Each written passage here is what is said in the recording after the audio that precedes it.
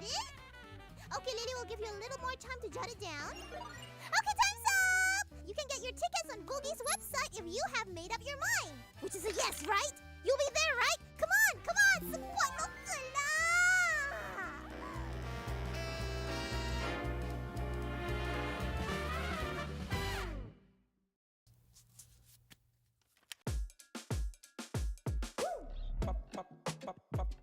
Julep, julep, julep.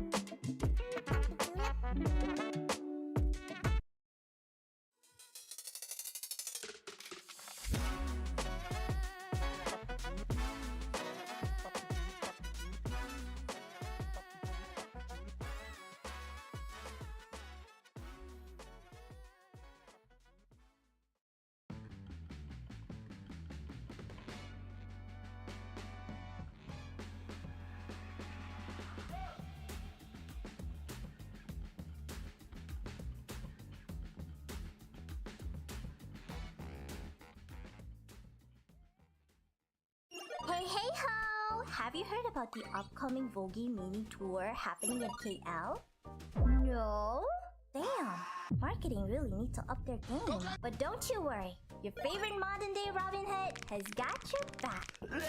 Vogi's mini tour is going down on May 31st from 4 p.m. to 6 p.m. right at the Auditorium Hall Excel Current Academy. Huh? Don't know where that is? Gunala Ways!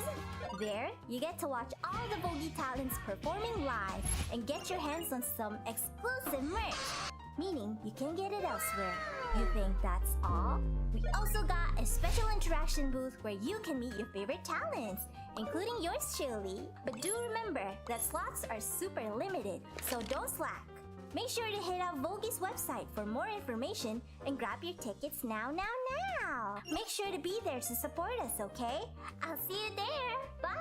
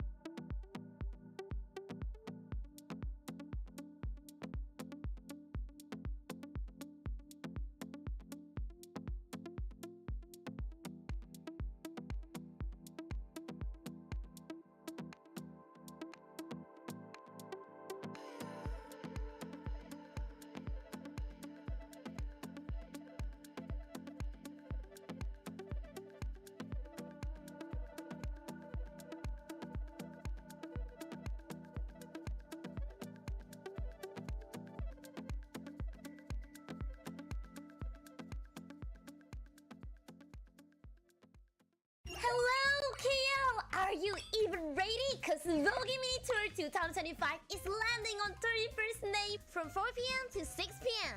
Luna and the Vogue girlies will be there, probably yelling or singing or both. So there are two types of tickets. Standard if you're chill, and gold if you're feeling like, hey, I want to see my Oshi so close. I want to be on stage and interact. So, oh, one more thing. If you actually want to meet me and talk to me one-to-one, you can grab a slot at a special interaction booth too. But it's super limited, so act fast. Anyway, mark your calendar and bring a loudest woo! Because this time around, we have light stick too. Yes, so I better see you there, okay? Okay, that's all. I'm gonna go practice and make you proud. See you in KL.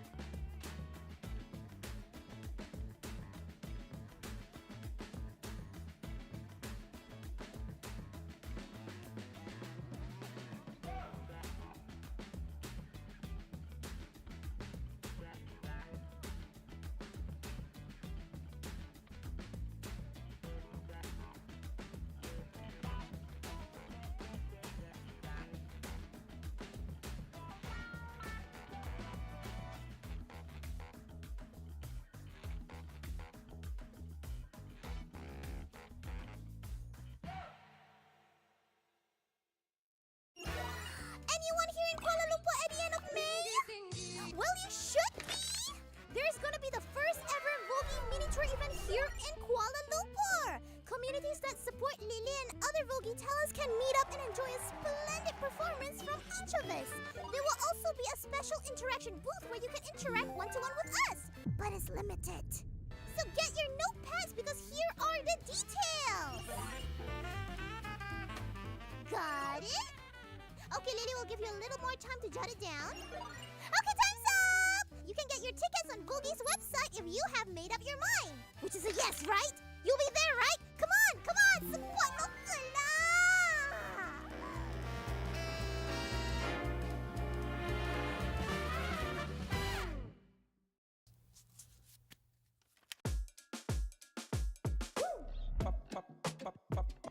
julep, julep, julep.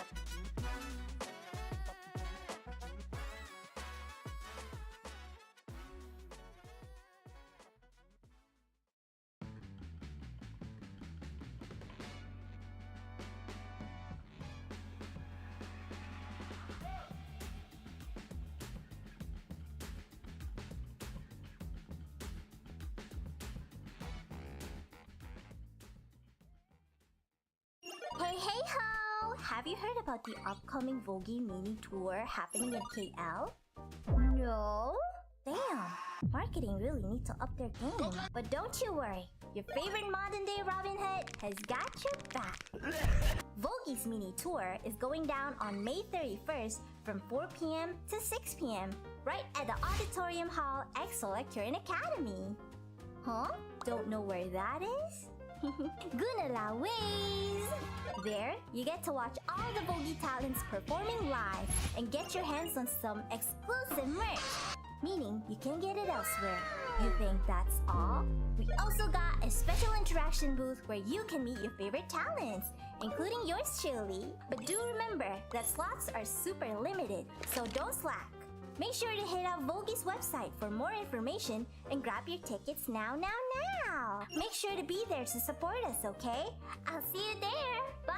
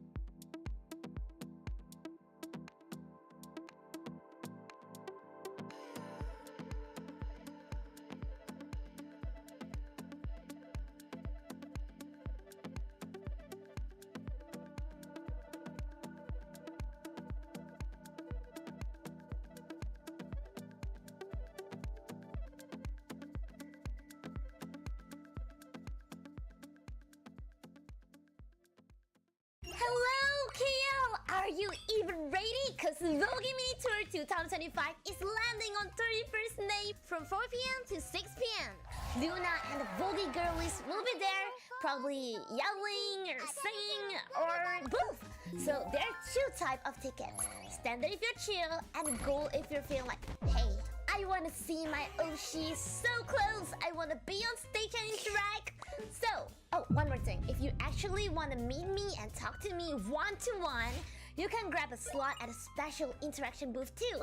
But it's super limited, so act fast. Anyway, mark your calendar and bring a loud as well. Because this time around, we have light stick too. Yes, so I better see you there, okay? Okay, that's all. I'm gonna go practice and make you proud. See you in KL.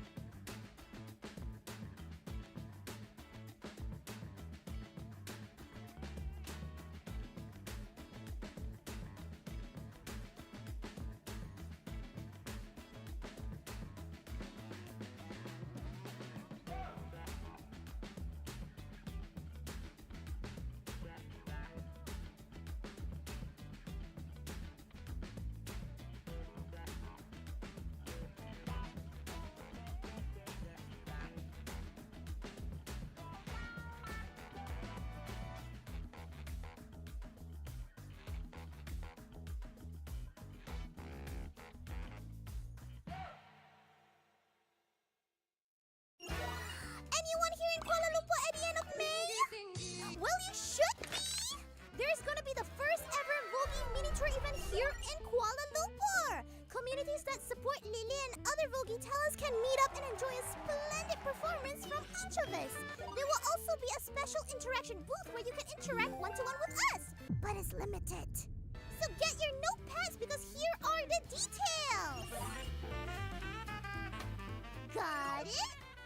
Okay, Lily will give you a little more time to jot it down. Okay, time's up! You can get your tickets on Googie's website if you have made up your mind. Which is a yes, right? You'll be there, right? Come on, come on! Sebuah mo sila!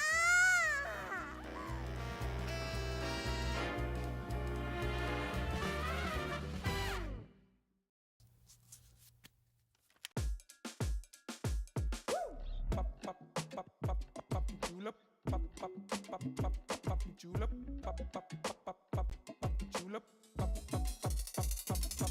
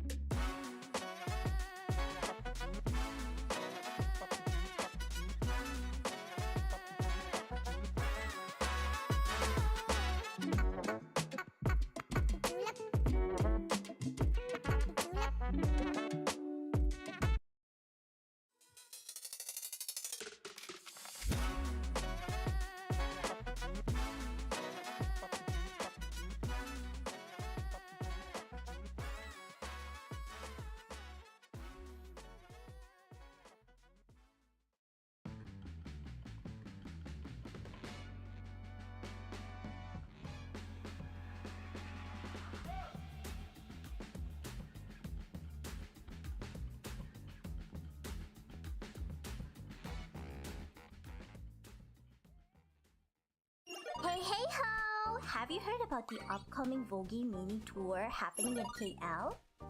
No? Damn! Marketing really need to up their game. But don't you worry, your favorite modern-day Robin Hood has got your back. Vogie's mini tour is going down on May 31st from 4 p.m. to 6 p.m. right at the Auditorium Hall at Kirin Academy. Huh? Don't know where that is? Gunala ways! There, you get to watch all the Vogie talents performing live and get your hands on some exclusive merch, meaning you can get it elsewhere. You think that's all? We also got a special interaction booth where you can meet your favorite talents, including yours truly. But do remember that slots are super limited, so don't slack. Make sure to hit up Vogie's website for more information and grab your tickets now. Make sure to be there to support us, okay? I'll see you there. Bye!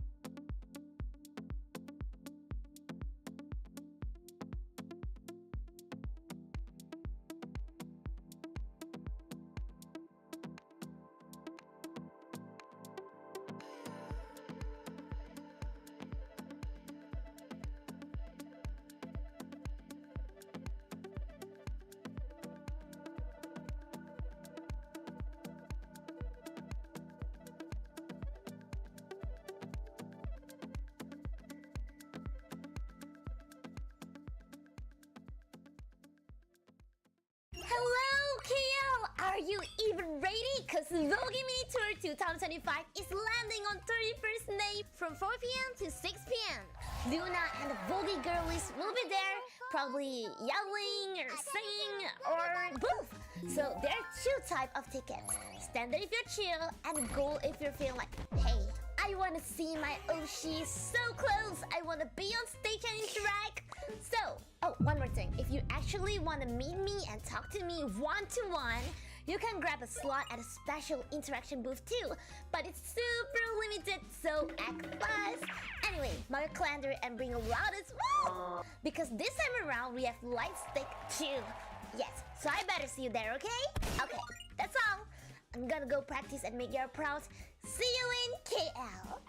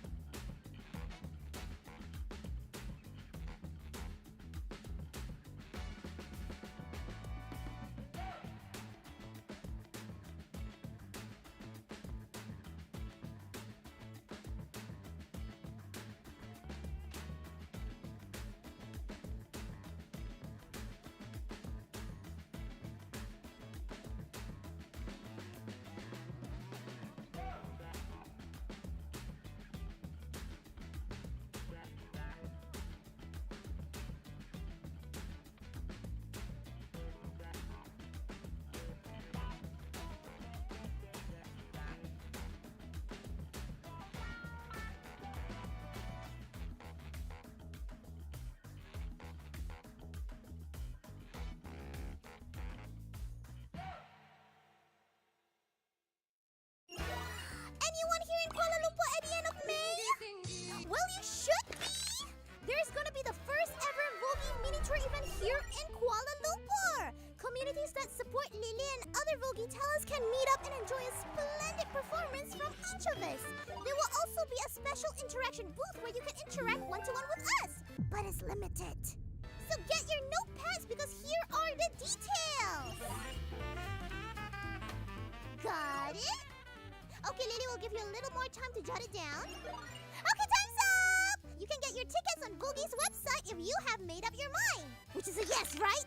You'll be there, right? Come on, come on! Sebuah lokala!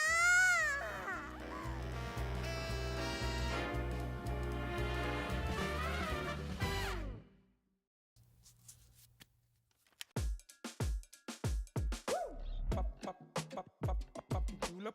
Pop, pop, pop, pop, pop, julep. Pop, pop, pop, pop, pop, julep. Pop, pop, pop, pop, pop, pop.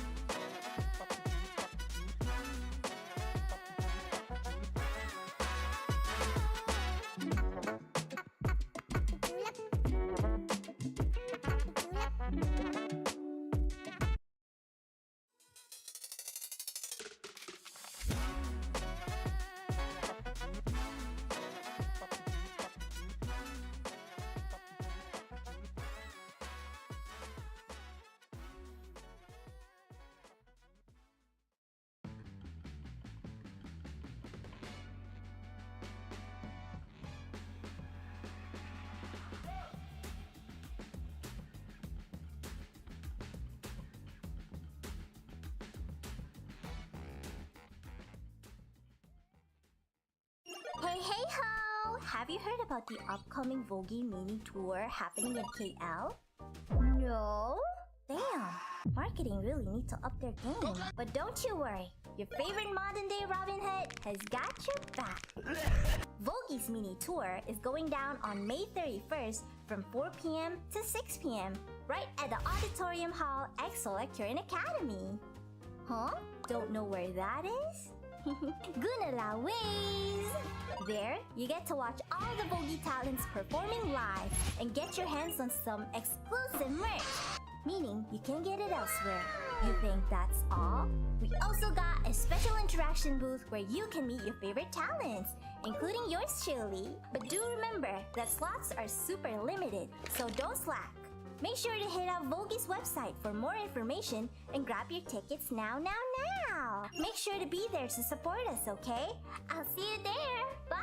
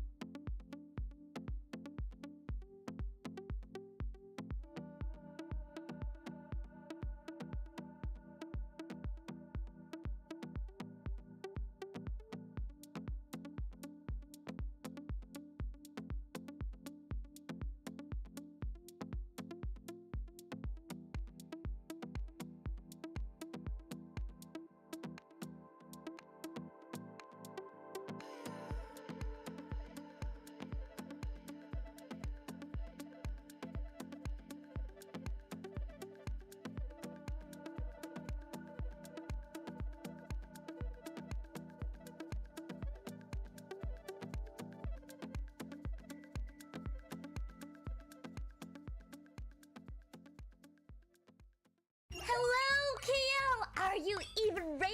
Cause Vogi Mini Tour 2025 is landing on 31st May from 4 p.m. to 6 p.m. Luna and the Vogi girlies will be there, probably yelling or singing or both.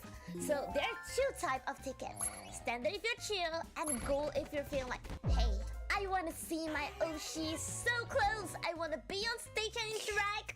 So, oh, one more thing. If you actually wanna meet me and talk to me one-to-one, you can grab a slot at a special interaction booth too. But it's super limited, so act fast. Anyway, mark your calendar and bring a loud as well. Because this time around, we have light stick too. Yes, so I better see you there, okay? Okay, that's all. I'm gonna go practice and make you proud. See you in KL.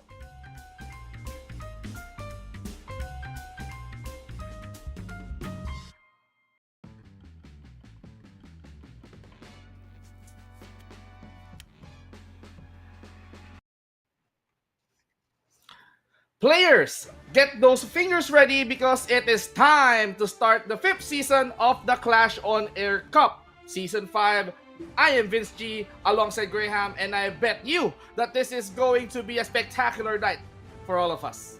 Definitely is, Vinci. HOK has been, a little bit over than a year right now in the global scene, and we are seeing a lot of tournaments coming out from different regions, and Clash on Air Cup will be joining that fray as well in producing quality tournaments for all. So you guys just sit back and relax. We'll provide you with HOK action tonight. And speaking of producing top quality champions, we're talking about the Season 5. In order that we have here the champions, we've seen XDG did manage to win the first season, but also they did manage to win the last season. So that means they won 2 times already in this Clash on Air Cup. But this time around, there's no XDG. But let's talk about the Yamaha, ladies and gentlemen, because I know that you may want this. This program is proudly sponsored by Yamaha's CG series, designed for gamers, streamers, and anyone who lives for immersive sound, game, chat, and stream like never before. Connect to your new world with CG. Exactly. So if you guys want to get this audio mixer by Yamaha, you could just simply scan the QR code just below us, and you could get exclusive discounts on selected Yamaha ZG series. And you guys need to hurry up because this is only up until the 31st of May 2025. What are you waiting for? I cannot wait to get my hands on this cool looking mixer and speaker brought to us by Yamaha. And with the help of Yamaha and Clash on Air Cup, this is going to be an intense and tough season 5. But let's talk about what are we going to expect for this evening. And the brackets are showing. There you go. So we will have our 1v1 tournament first. We will have our 1v1 bracket. I think they would need to there you go. So we have our updated bracket right here. We have some matches that is already ongoing off screen, but right now we will be providing you with world class 1v1 tournaments tonight. So we will have the 5v5 later, the usual HOK 5v5 later. But for now, just a little bit of an appetizer for the action that we will be providing you later on in the 5v5s. We will be giving you the 1v1s first. Wow, interesting. So we have 8 players and there is only 4 that's left in our 1v1 tournament. And that means the winner of the semi-finals of this 1v1 tournament will be facing each other tomorrow in our grand finals for the 1v1. But what is at stake here on the Clash on Air Cup Season 5? Of course, as always, we have cash prizes for you guys. The champion will be getting 150 Malaysian ringgit. The first runner-up would be 100 Malaysian ringgit, and the third place will be 50 Malaysian ringgit. So you guys, for those competing, has a lot in stake right here. Of course, the pride is there of winning, but at the side, you also have cash prizes. Well, aside from the cash prizes, we also have our tonight's schedule. So starting off with our 1v1s, Ryogi and Enchanted Gi will be facing off first. And then Kaney 1 versus the Bartender. And then after that, here are going to be our 5v5 semifinals with Sember Paratu Secret versus Fortune and Uber Allies Philippines up against Who Die, Who Useless. Okay, so we have a very action-packed HOK action tonight. And we will see more of that later on for the 5v5s. But again, we would like to discuss this 1v1s. Last season, me and Luna have the privilege of casting this 1v1s right here. And this is surprisingly exciting, you know. There's very high technicalities in terms of the 1v1s, lane control, lane pressure. This is where the mechanics would really kick in if you are a very good 1v1 player. Well, of course, before anything else, if you want to be part of this community, if you want to be part of the discussion, scan this QR code below to join our community. So we encourage each and every one of you who's currently watching right now, if you're not in our community, feel free to do so, or feel free to join by scanning this link and join the conversations, get to know what's next, tune in probably for the future seasons of the Clash on Air Cup. Exactly. We've been saying this right now for 5 seasons right now, and a lot of teams have joined by just simply scanning that QR code. In Season 6, maybe we would be seeing you in the 1v1s, on the 5v5s, and tomorrow we will also have our Street Fighter matches. Ooh. So that is very, very exciting. So Clash on Air Cup is actually expanding on several games right now. So I think it's just about time for you to scan that QR code and join our community. Wow. So in the part of the growing community of the Clash on Air Cup, so we may be expecting more titles in the future. Street Fighter is coming into play, so might as well expand it into FPS games if you're a fan of FPS. But right now we're focusing on MOBA, and MOBA that we have tonight is going to be the Honor of Kings. Starting off with the 1v1s, as you mentioned earlier, 1v1s had been a treat. You've been casting with Luna, you've been observing a lot of 1v1, so can you compare what's in it when they are trying when you see these 1v1s compared to the traditional 5v5s? Well, the traditional 5v5s, of course, there's the essence of team fight, you know. A lot of it is rolling around to team fights and control on the map. But this one is just 1v1s, Whoa. and right now we will see it's gonna be Futsu and a Dun match up for our first 1v1 game. Just to remind you guys, this is gonna be the first tower down, so which means that whoever gets that first tower down will be winning our game right here. This is the best of 3 series, so first to make 2 points will be the winner. Fighter versus fighter, Dun and Futsu trying to brawl it out. Win/slash do connect onto Futsu, and some Ooh, execute execute. kill. Yeah, that was a nice one. I would say though that Dun has a lot of advantage right here early game. He's quite tanky. Once he comes into the game, he has a lot of damage as well. So Futsu just needs to have a little bit more items. Not much strong early game. So I would say Dun really has the advantage on this one. But let's see how Futsu right here will drag this to later on to the maybe mid to late game for him to have that advantage.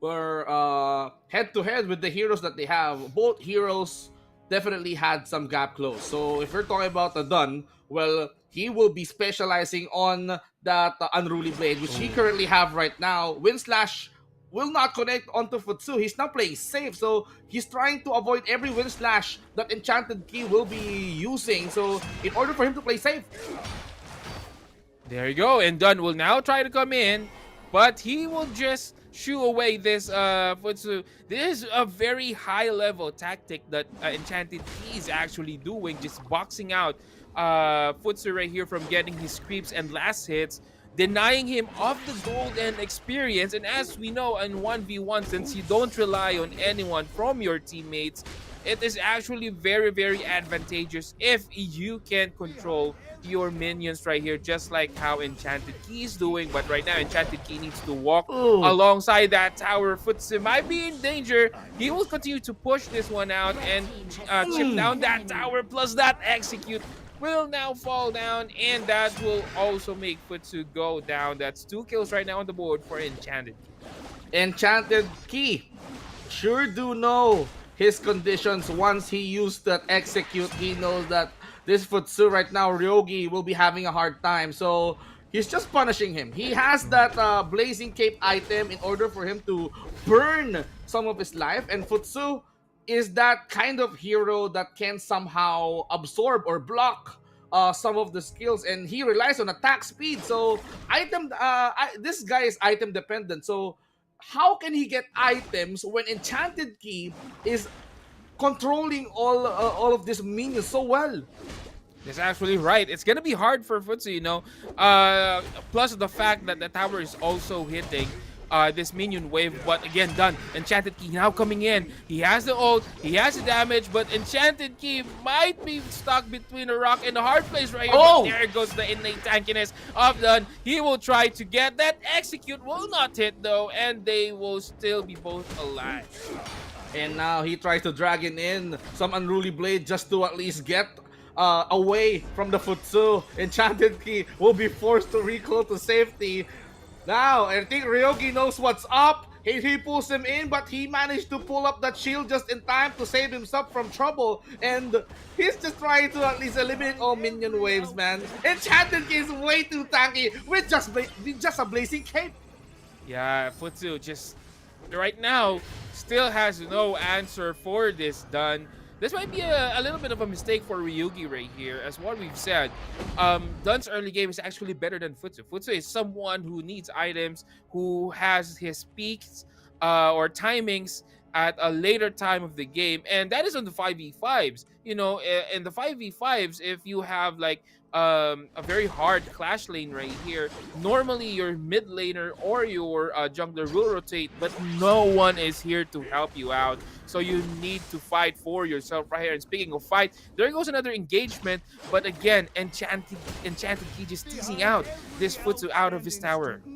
Well, Enchanted Key has this inner tankiness with Gale's Benediction. He's just withstanding every blow that Futsu has. Win/slash will not connect. He's trying to pull someone or Enchanted Key with the corporal punishment. Remember, so it's not about getting as much kills. It's all about taking down the turret. So if Enchanted Key can end this as fast as he can, oh my goodness!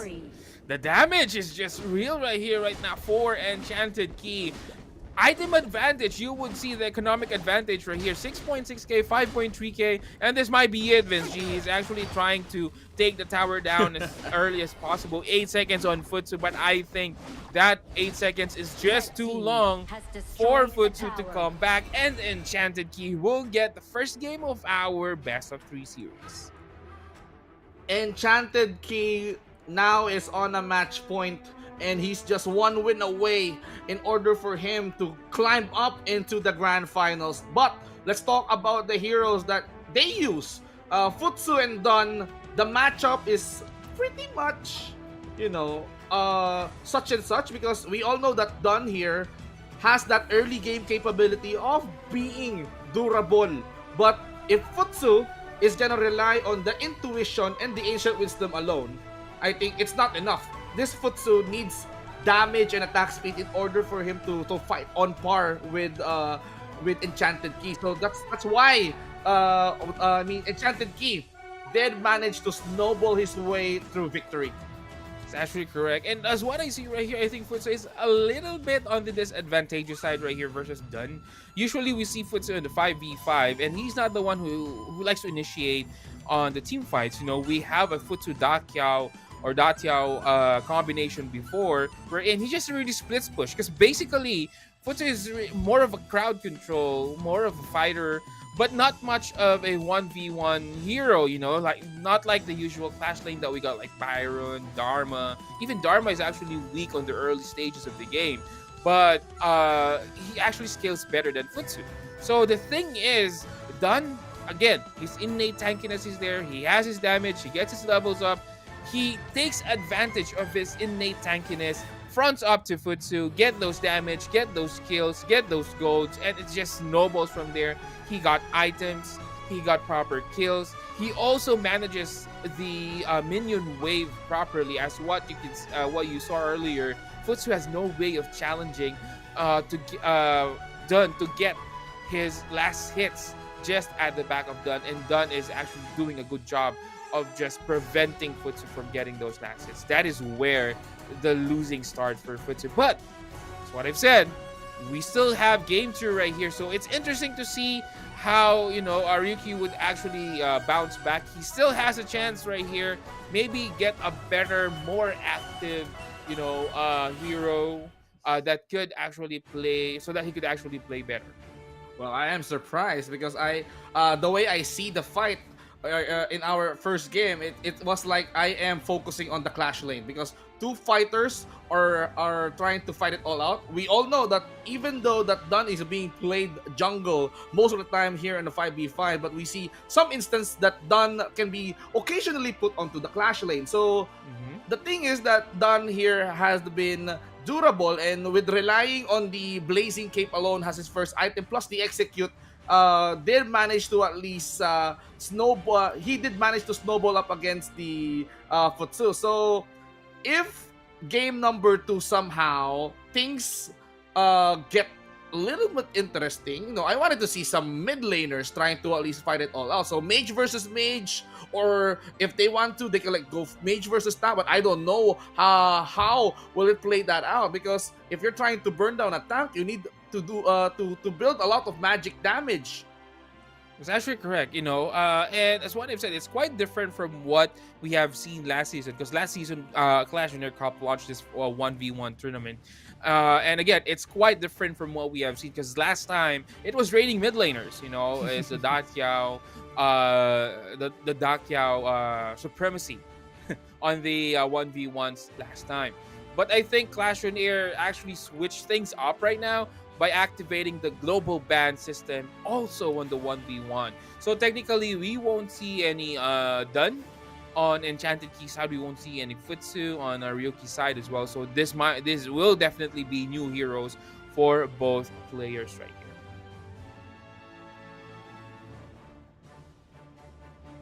Let's see what can they bring to the place. How to go back into play. Trying to see how or which heroes are they going to use. Ooh, Marksman, early. Yeah. It's gonna be a Byron versus Arlie. I would say Arlie has a big advantage right here. That early poke damage that she could actually provide is actually good. You know, Byron is a good laner against a normal Clash laner, but if you have this range difference between you and the usual, because that's how Byron loses his lane. Byron is actually very weak against Miyue normally on the Clash lane. Miyue is actually also one of the Clash lane heroes that we see on the pro leagues, and he's having a hard time. Now you have Arlie.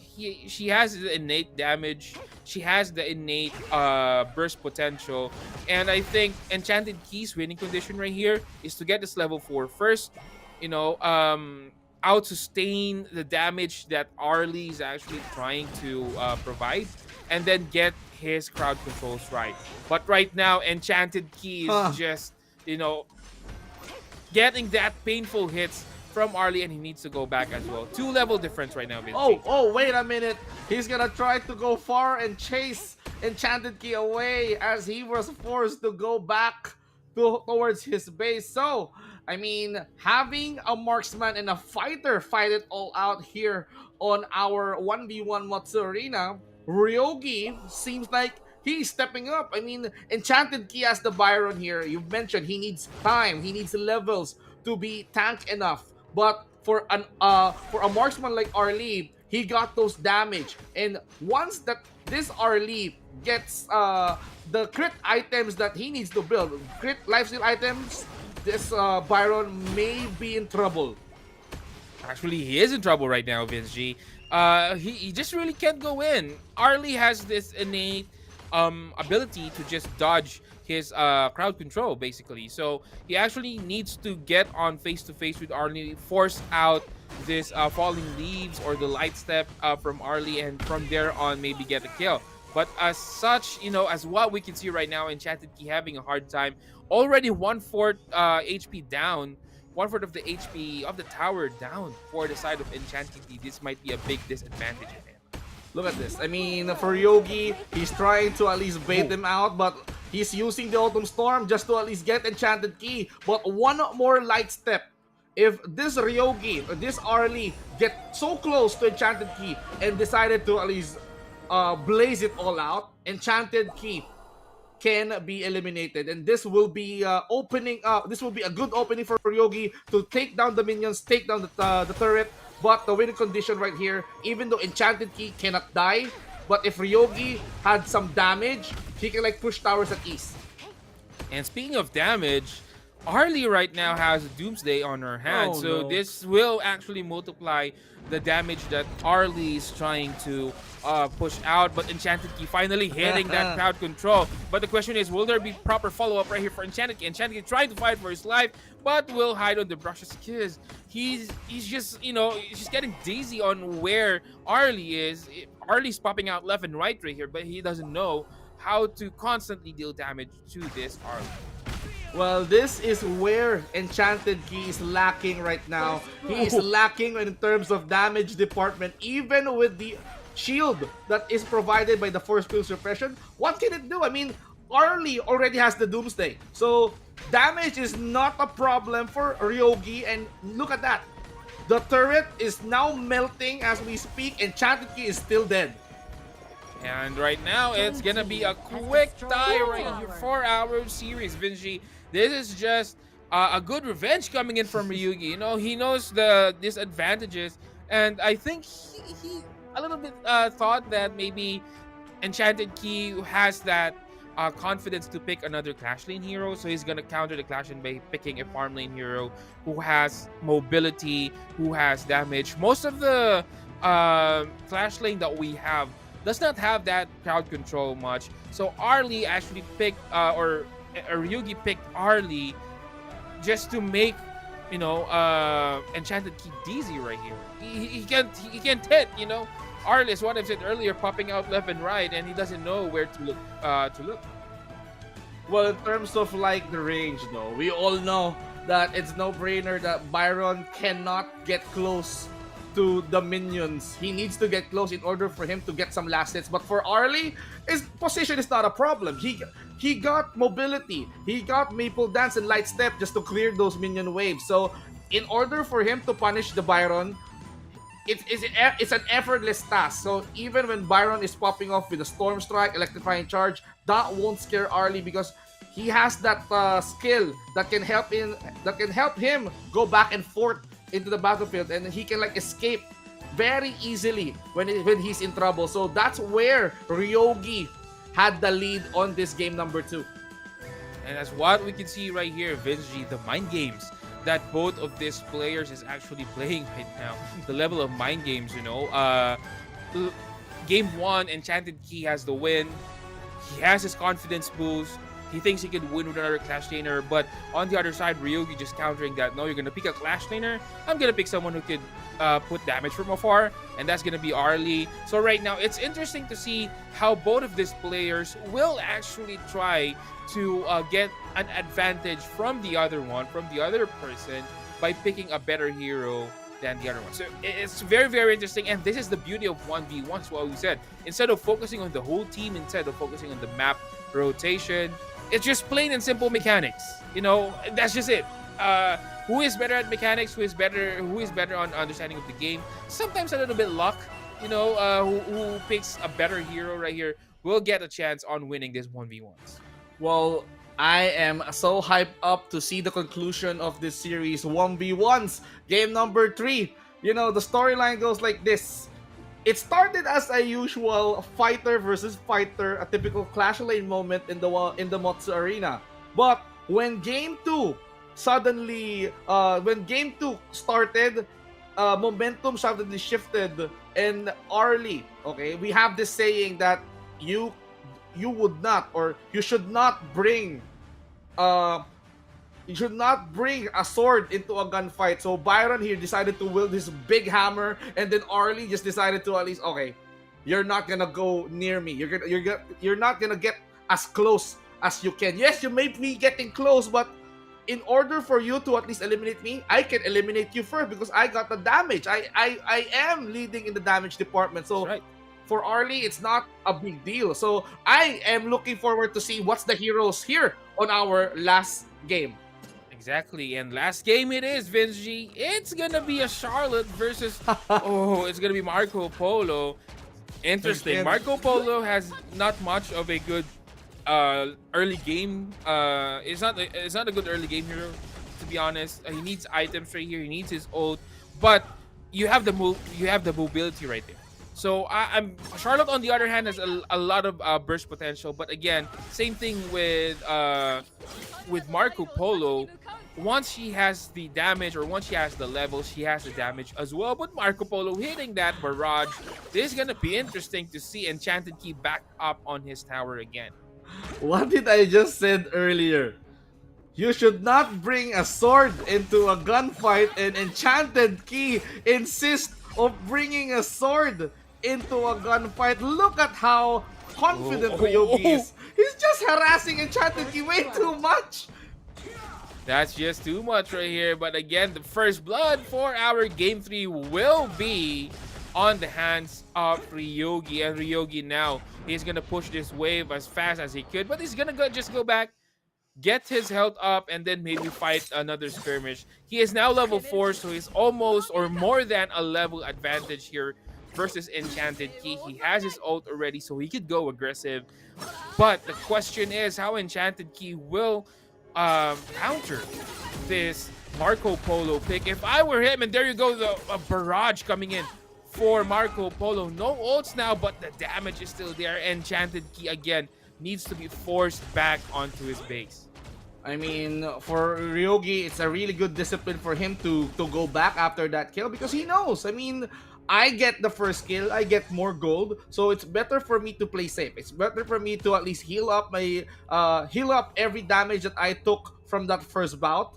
Now, for Enchanted Key, it's gonna be a challenge again, just like the game number 2 where the Byron did have a little bit of problem getting up close with the Arlie. So Marco Polo here, again, like an Arlie, he got that mobility. He got the roaming gun to go in and go out of the battlefield easily. So damage-wise, he got the Resplendent Revolver just to at least clear out the minion wave. But for Charlotte, I mean, he just relied on the splash gradation passive in order for him to at least try to nuke Ryogi out, but he needs items too. Oh, but there you go. This Ryogi or Marco Polo is actually doing a good job of just baiting out the skills from Enchanted Key, but right now he's gonna go in.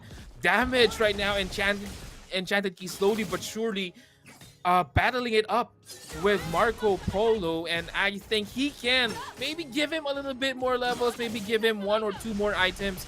This might be a threat right here for Ryogi. This might be the comeback that we're looking for Enchanted Key.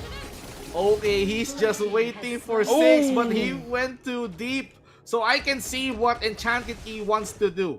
He needs levels because that's a Charlotte. So you need the power gradation just to be immune with the high amount of damage coming in from the Marco Polo. But it's still a Marco Polo doing his job, and he overextended. He gets close to the turret's range, and that cost him his life. So Ryogi again has the kill advantage comparing to Enchanted Key, and for him, he needs to play safer. If he wants to do this late game, he needs to be careful. Exactly, and as careful as it can be, Enchanted Key should be careful as much as possible. He needs to attack first, but at the same time, he needs to bait out the skills right here. But Enchanted Key just slashing his way through Marco Polo, but that's gonna be enough. Oh, it will be. And it's gonna be Enchanted Key on the board here. Game 3, it is a heated match, Vince G. There you go. Levels are definitely needed. I don't need items. I just need to eliminate Ryogi, and this will give me a pretty good opening to take down your turret. And Enchanted Key with just 1 kill did an upset. What an upset. Actually, not an upset, but a comeback, I would say. You know, Enchanted Key winning this series, and he is gonna advance on our grand finals, which will be here tomorrow, by the way. So if you guys want to see more of Enchanted Key battling it out on our 1v1s gen, tune in for tomorrow. But as of now, Enchanted Key winning the semifinals match versus Ryogi. Again, that was a very, very heated match, Vince G.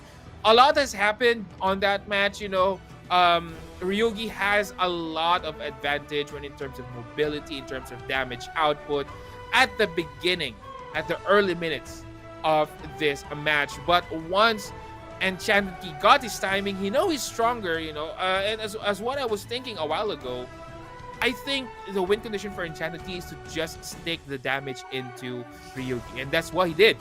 He dived into the tower. Although he failed the first time, he almost killed Ryogi on the first attempt, but on the second attempt, he's much more careful. I think he bought another item right here, a tanky item plus a damage item, which actually secured the win for the side of Enchanted Key, and he's the one who's gonna go forward for our grand finals tomorrow.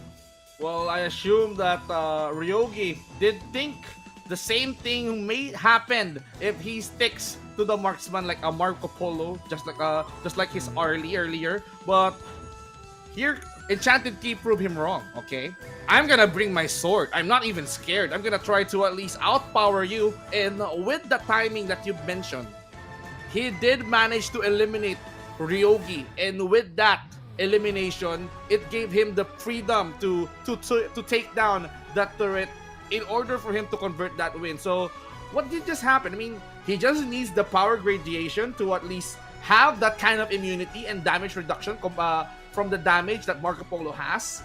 He can deal a lot of damage with the Tri-Slash, and lo and behold, I mean, Charlotte here, he got that recovery skill, so it's not a problem for her to at least gain recovery in that kind of fight. So timing-wise, it's his time. I mean, it's late game for Charlotte.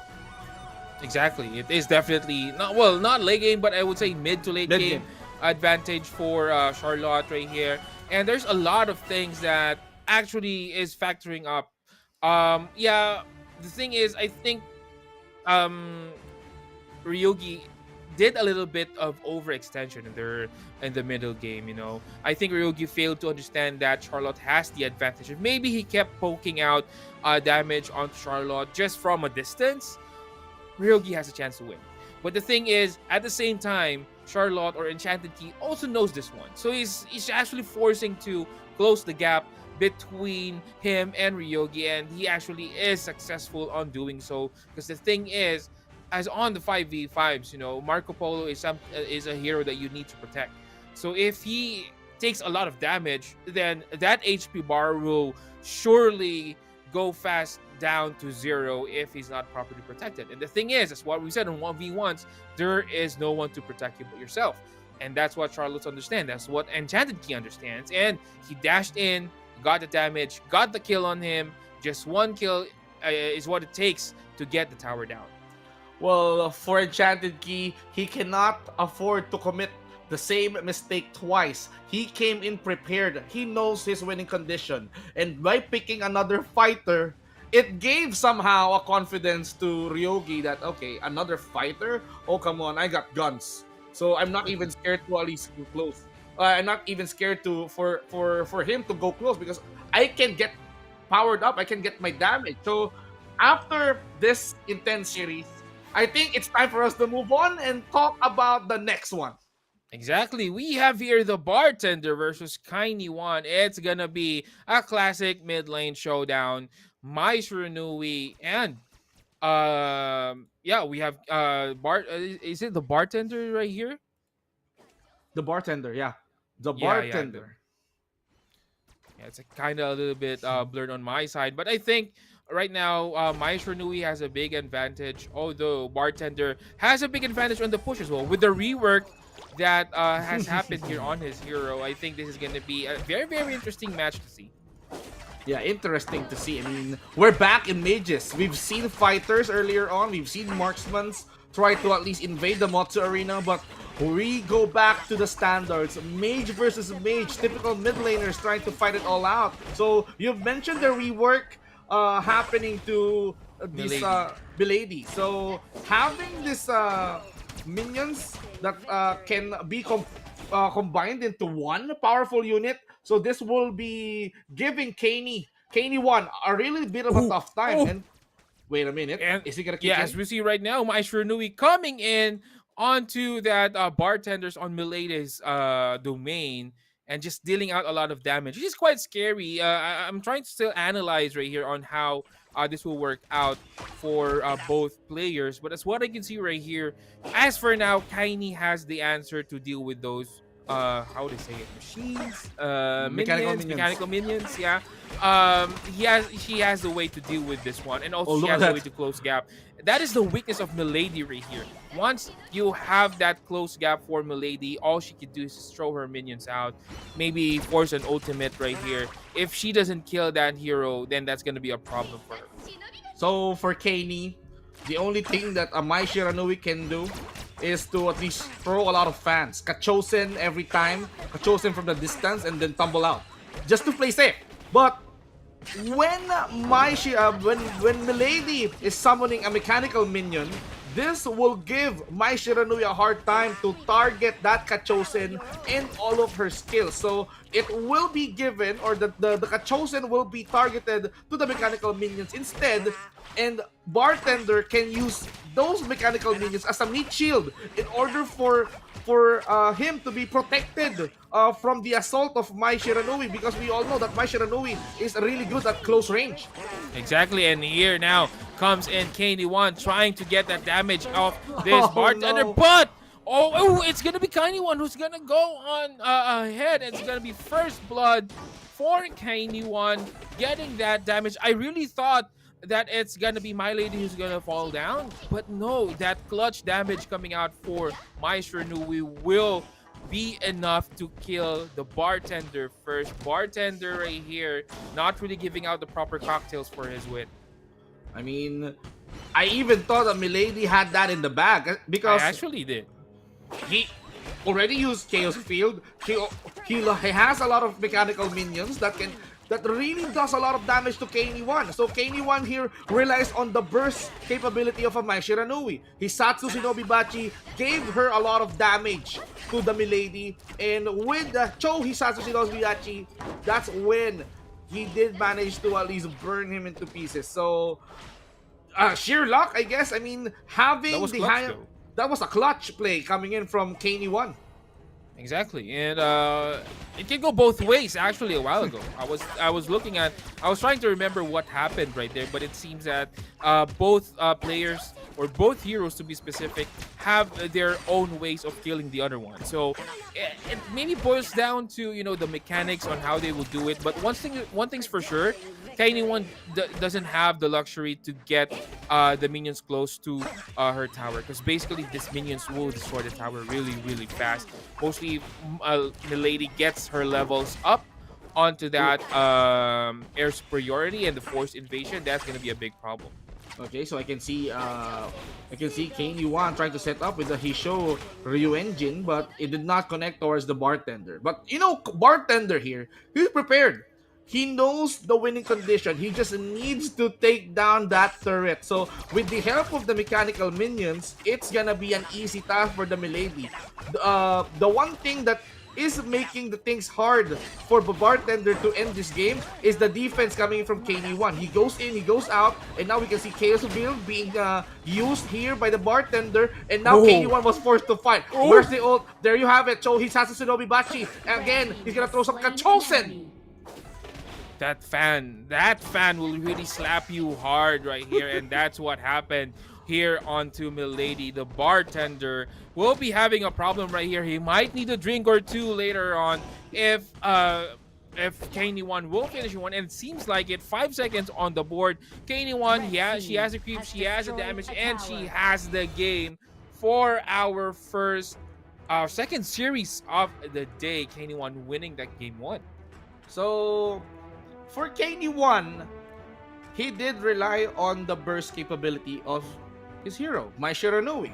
So in order for him to pick off Milady, he decided to at least get close. So mechanical minions made it hard for Mai Shiranui to get close to Milady. But once that he gets close, once that KD1 eliminated those mechanical minions, it's easy for him to perform the combo. So having that Hishoru engine, Shohisatsu Shinobi Bachi combination, Kachosen with the finish. So having Milady down, this gives an opening for Mai Shiranui to take down the turrets at ease together with the minions. But for Milady, I'm sure that he's being patient with his mechanical minions just to end this game. But those patient isn't enough to at least outwit a burst hero like a Mai Shiranui. That's actually correct. And speaking of patience right here, Vince J, I think you have a point right there. It's a battle of patience. So what happened right here, Mai Shiranui actually is just waiting for Milady to cast his Chaos Field. And once Chaos Field has been casted, that's she has a damage. Basically, there's no damage that could actually bring Milady or Mai Shiranui down. So he just dives in, just chases on Milady, get the kill. Maybe a little bit risky because she will actually, or Mai Shiranui would actually leave the tower exposed to Milady's minions. But instead of that, she knows, she calculated it. She still has enough damage so the tower could protect himself. And she dives in to get Milady, and that's what happened twice in a row. I've seen it. Chaos Field being casted, and that's Mai Shiranui's signal to go in and get the kill on Milady. You know what's the difference between a Chaos Field and a Mai Shiranui? Chaos Field, it can land a pretty much solid damage once that the target is staying on a single place. But with the hero like Mai Shiranui, she's mobile. She can like go from like left and right. He can like dodge every position. He can like go as close to Milady and then avoid the nuke damage that is coming in from the Chaos Field. So that's how he's surviving all those nuke damage that is coming from the Milady. And with the mechanical minions, I mean, yes, they're being annoying, but it's not enough to take a Mai Shiranui down. So for game number 2, I cannot wait to have a taste of what the bartender is going to mix for us here. I mean, is he going to at least make a concoction to at least do an upset here and force a decider match? So I am so excited to see what's gonna happen here on the next game. Exactly, and I think as what I've said earlier, there's a little bit of luck involved right here. Yeah. If maybe Milady is actually, or Mai Shiranui is not the hero that KD1 picked, maybe Milady has a chance. But unfortunately, I was thinking of what heroes could have actually been picked right here on the side of, on the side of KD1 that could maybe have Milady as an advantage.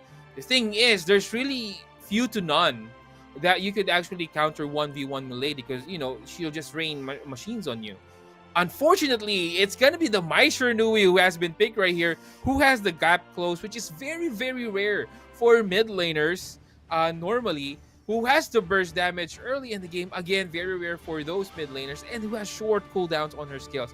So, I would say, maybe quite unfortunate for Milady picking out that hero versus Maisher Nui.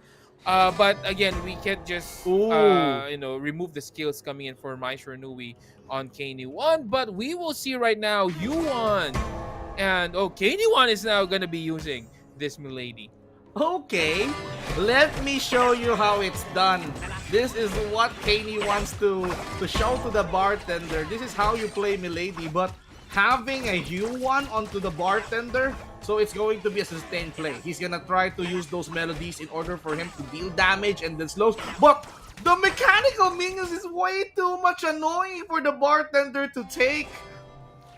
Exactly, the bartender right now. Although I could see he's actually getting a lot of that air superiority damage. But as what I've said, Yuan has still an advantage later in the game. But KNY1 understanding that later it will be a tough time for her, she's now harassing Milady and preventing her from getting this levels. Once she has a level 4, maybe more levels on that Tragic Beauty, that might be a big advantage for Yuan. But as of now, Milady has the board right here.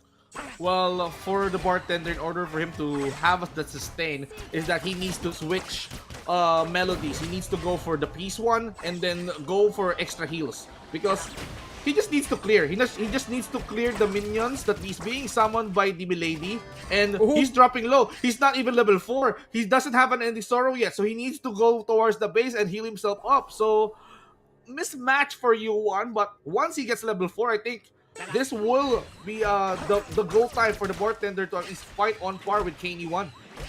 Exactly. Looking at it, you know what, Vinci? I was thinking the new rework right here on Milady might be a disadvantage on her against Yuan, because normally before, since the minions do not actually converge or do not actually, I would say, bolt in, that's what we call it. It offsets some of the targets from Tragic Beauty. But the thing is, right now, since they actually merge, it lowers the target of what Tragic Beauty, and sometimes the target will automatically go to KNY1. So that's the thing, instead of you having a lot of minions, you have one strong minion hitting onto bartender. But the thing is, there are less targets for Tragic Beauty that would offset the damage for KNY1. So this is an interesting matchup on how they would go. Level 5 right now onto that Yuan bartender right now cooking. And let's see how he would actually be doing with this Yuan. Well, I do agree on your point. I mean, having an army of mechanical minions can help, toughen up or shield up those defense, toughen up your defense as the Milady. So those minions are tanking your the Tragic Beauty that is coming from the bartender. So the rework or the buff coming in from the Yuan on the recent patch, instead of 3 Tragic Beauties, it became 4. So, still, in terms of minion counts, once that you fuse those mechanical minions into one big minions, that doesn't mean that KNY1 is safe. I mean, he's gonna be absorbing all those Tragic Beauties as you speak, and when that more full tempo tries to connect on you, just like that, he's gonna follow it up with an Ending Sorrow. I don't know. That's quite questionable for the bartender right here, using that unending sorrow as early as possible. So right now it's gonna be on cooldown, and if there would be a chance for KNY1, I think this is it. No unending sorrow.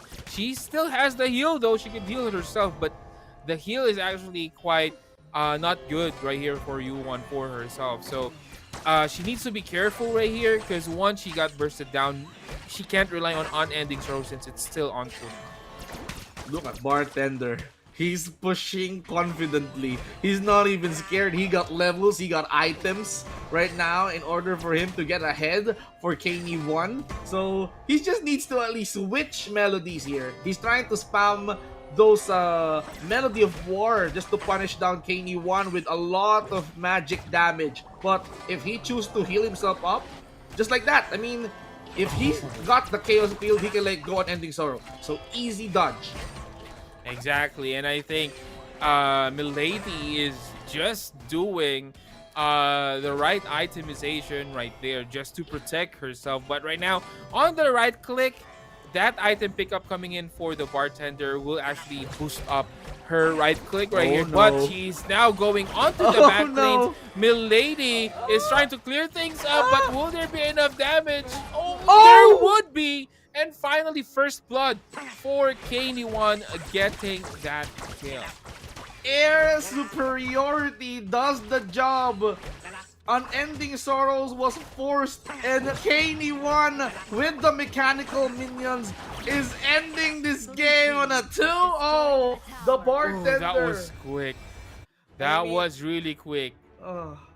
I was even hoping bartender will force a game number 3 so I can see more, but for KD1, okay, I cannot afford to lose. I got the momentum. I found an opening. I'm gonna be turning this one around.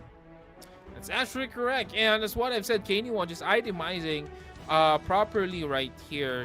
You know, avoiding getting that burst damage coming in for the side of U1. And that's the thing, you know, that's the scary thing about Milady. You die once, you have a long cooldown, game's over. She could just straight up push the tower. Her minions is just gonna rain machines onto your tower, and your tower just don't know what to do right there, and it automatically is gonna be go down. I actually was not looking at the screen because I was checking something, and I just saw that, you know, the tower's really going down quick. So I was surprised to see, and that is the pushing power of Milady. Basically, in 5v5s, you actually pick Milady for the push, and that's the reason why you don't leave Milady alone on a lane, and that's what happened. U1 dies, push happens, game's over. Well, for U1, I am expecting him for at least to at least eliminate Milady on that one. But you know, having to spam the Tragic Beauties, that will make his damage output really high in order for him to push turrets really fast. So for this 1v1s, I think we had the results already. So we need to at least see who's going to be facing off in the grand finals for tomorrow. And we have here Enchanted Key and Kaney. So who's going to be the champion for our 1v1 tournament tomorrow? That's actually correct. But on the other hand, Ryugi and the bartender is still not out of the game. You know, they can still fight for that 50 Malaysian ringgit on the third place. And whoever wins the battle for third will get, that's what I've said, 50 Malaysian ringgit. But Enchanted Key and KD1 for tomorrow will be the one who's fighting for that grand prize. And it's going to be exciting, you know. Both players actually showed their mechanical skills. Both players showed high level of understanding in terms of hero. And I am very excited to see who will win tomorrow on our 1v1 matches. Imagine this, Enchanted Key has a lot of fighter pool in his pocket, and KD1 specializes in mage. So this is a match that we need to focus on tomorrow. So that is it for our 1v1 Motsu Arena, and tomorrow is going to be the coronation of the 1v1 champion. So I mean, that was quick. I really wanted to see more of these 1v1s. I know how you felt. So this is how you felt when you first saw the 1v1s, and this is my first time seeing the 1v1s. I am so what do you call this? I need to see more of this action. I am, you know, I wanted to see more. And that is the enchanting thing on 1v1s. You know, you see the their skills, you see their game understanding, you see how they manage their creep waves. These little things actually, it adds up onto that win. Sometimes hero choice is also a big factor, you know, and it depends. As what I've said a while ago, it's gonna be luck also kicking in sometimes. And that's what I've said. That's enough for our 1v1s right now. We will go on to our very exciting 5v5s later on. Before that, we will take a short break, and when we come back, we will go to that Battlefield 5v5 later on. So stick around, don't go away. We'll be right back. Going down on May 31st from 4 p.m. to 6 p.m. right at the Auditorium Hall at Select Current Academy. Huh? Don't know where that is? Gunala Ways! There, you get to watch all the Vogie talents performing live and get your hands on some exclusive merch, meaning you can get it elsewhere. You think that's all? We also got a special interaction booth where you can meet your favorite talents, including yours truly. But do remember that slots are super limited, so don't slack. Make sure to hit up Vogie's website for more information and grab your tickets now. Make sure to be there to support us, okay? I'll see you there. Bye!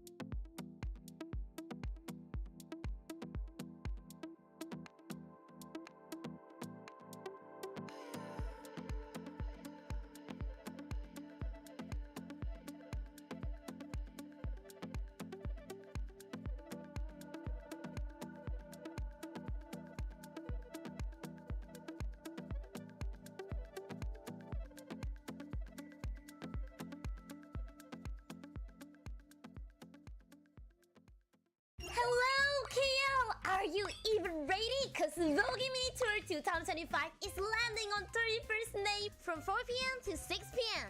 Luna and the Vogie girlies will be there, probably yelling or singing or both. So there are two types of tickets. Standard if you're chill, and gold if you're feeling like, hey, I wanna see my Oshi so close. I wanna be on stage and interact. So, oh, one more thing. If you actually wanna meet me and talk to me one-to-one, you can grab a slot at a special interaction booth too. But it's super limited, so act fast. Anyway, mark your calendar and bring a loudest woo! Because this time around, we have light stick too. Yes, so I better see you there, okay? Okay, that's all. I'm gonna go practice and make you proud. See you in KL.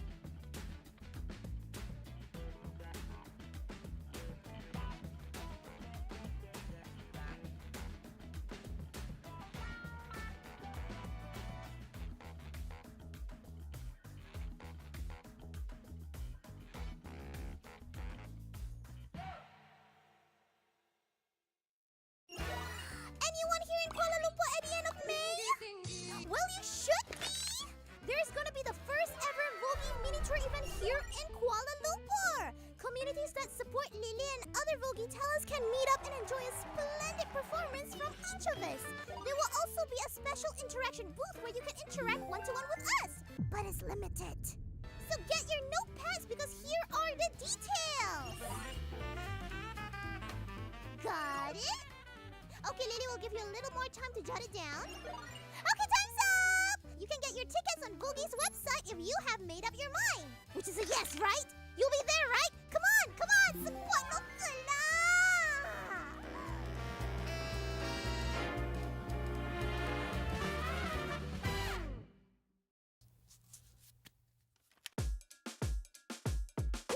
Pop, pop, pop, pop, pop, pop, julep. Pop, pop, pop, pop, pop, pop, julep. Pop, pop, pop, pop, pop, pop, julep. Pop, pop, pop, pop, pop, pop.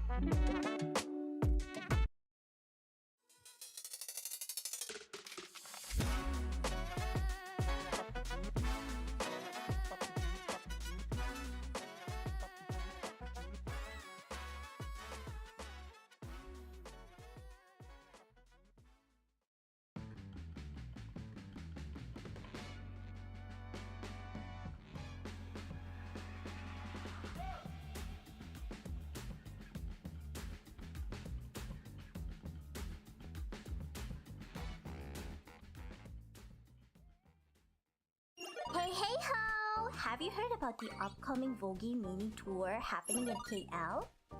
No? Damn! Marketing really need to up their game. But don't you worry, your favorite modern day Robin Hood has got your back. Vogie's mini tour is going down on May 31st from 4 p.m. to 6 p.m.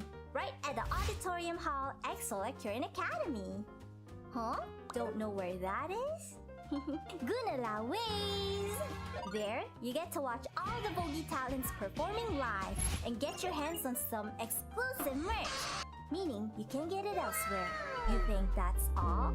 We also got a special interaction booth where you can meet your favorite talents, including yours truly. But do remember that slots are super limited, so don't slack. Make sure to hit up Vogie's website for more information and grab your tickets now.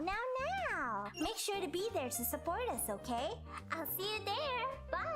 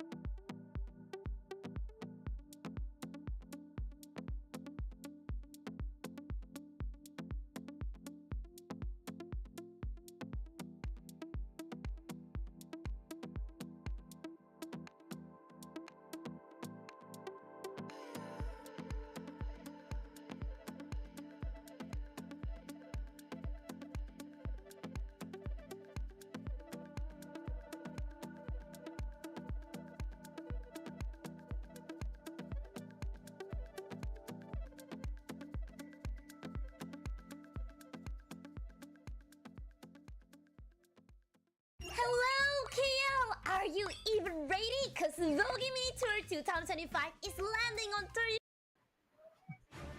1v1s may be done, but the 5v5 is just getting started here on our 5th season on the Clash on Air Cup. Vince G and Graham will be with you on the semi-final series, and my guy, I mean, we've seen those 1v1s. It's now time to transition back into what we are usually seeing in the tournaments. It's actually right. And as for me, as casters, I'm trying to wire back my brain to cast 5v5 again. But speaking of wiring, you can see right now Yamaha here is actually giving out or discounts on this one. So this is brought to you by Yamaha's AG series, crafted for serious gamers and streamers who demand immersive and pro level audio. So if you are interested, maybe you are trying to think about having a streaming career like us, maybe shoutcasting career, this is the perfect time for you to get this perfect mic from Yamaha. So you just simply need to scan that QR code and you will get exclusive discounts on this mics. You need to hurry up because this is only up until May 31st, 2025. Wow, this will definitely help, with their shoutcasting careers. I mean, Yeah. if they wanted to at least use that as comms, I mean, your teammates will hear you loud and clear. I mean, Exactly. with clarity, so you can talk with clarity with this Yamaha microphone. So don't miss out with the CG series. It's now on sale. So with the QR code that's shown earlier, get your chance to at least get a hand on those wonderful microphones. But talking about the brackets of the 5v5, so let's see our top 4. So for our top 4, it's gonna be Uber Allies and Who Die Who Useless, and then we have Semper, Parato Secret, and Fortune, which will be our first series to cover for this 5v5. That's actually correct, and I'm quite interested. That's what I've said. Personally, I've been casting Clash on Air Cup for like 3 seasons right now. These are new names, Vinci. You have been casting Clash on Air since season 1, so you would know that these are new names that we usually don't see here, or we are different from what we are seeing from the recent months, from the recent seasons. Yeah, there's a lot of new names. So I mean, props or shout out to Clash on Air Cup, because ever since the beginning, ever since the start of the Clash on Air Cup, this had been the standard grassroots tournament for those teams that is making a name for themselves in the Honor of Kings pro scene. And not just making a name, it's all about getting this prize pool wherein the champion will be getting 300 Malaysian ringgit. So it's not over for the first runner-up because they will be getting 200, and of course for the third place, which if they lose to the semifinals, they have to fight for this 100 Malaysian ringgit at stake. Still, up to the third place, you are still a winner. So out of these 4 teams that we have, only one will be dropping down out of this prizes that we have on our screen right now. That's why we have said, it's very, very interesting right now. The recent rise of HOK globally gives a lot of varieties in terms of the meta, in terms of how the game is being played. And if you guys want to be updated on how the pros work, how the pros draft, how the pros play the game, you can just simply scan the QR code. We have our community right here. We're in our community. Includes a lot of pro players right now, a lot of coaches right now. So if you guys maybe want to ask questions, how you play the game, or maybe have a chance to talk to them, maybe get absorbed into a team, maybe play Clash on Air Cup next season, this is your chance. Scan the QR code right now and join our community. Well, if I were you, I'm gonna be getting my phone and then I'm gonna be scanning this QR. I'm gonna be joining the fun. I'm gonna be joining the conversation. So in order for me, as you've said, to be a part of a team, to find some scrims, or to at least find a friend, here, you have to join the community. So if you don't want to miss out on any happenings related to Clash on Air Cup, well, this community is for you. And anytime soon we'll be starting the 5v5. So our first series, as we've said earlier, it's gonna be between Fortune and Semper Parato Secret. So interesting enough, both of these teams had never lost a single match. So they won on a 2-0 fashion. And this time around, one of them will be stepping up on that grand final spot. So one of them needs to lose. Exactly. So this might be the pain of the first loss for either of the teams right here, series-wise, because as what you've said, Vinci, both teams have not dropped, well, not even a game. They haven't dropped a game for the previous. I'm looking at the bracket right now, and as SG Equinox, which we are actually seeing from the previous season, Fortune actually go 2-0 right here against SGE Equinox.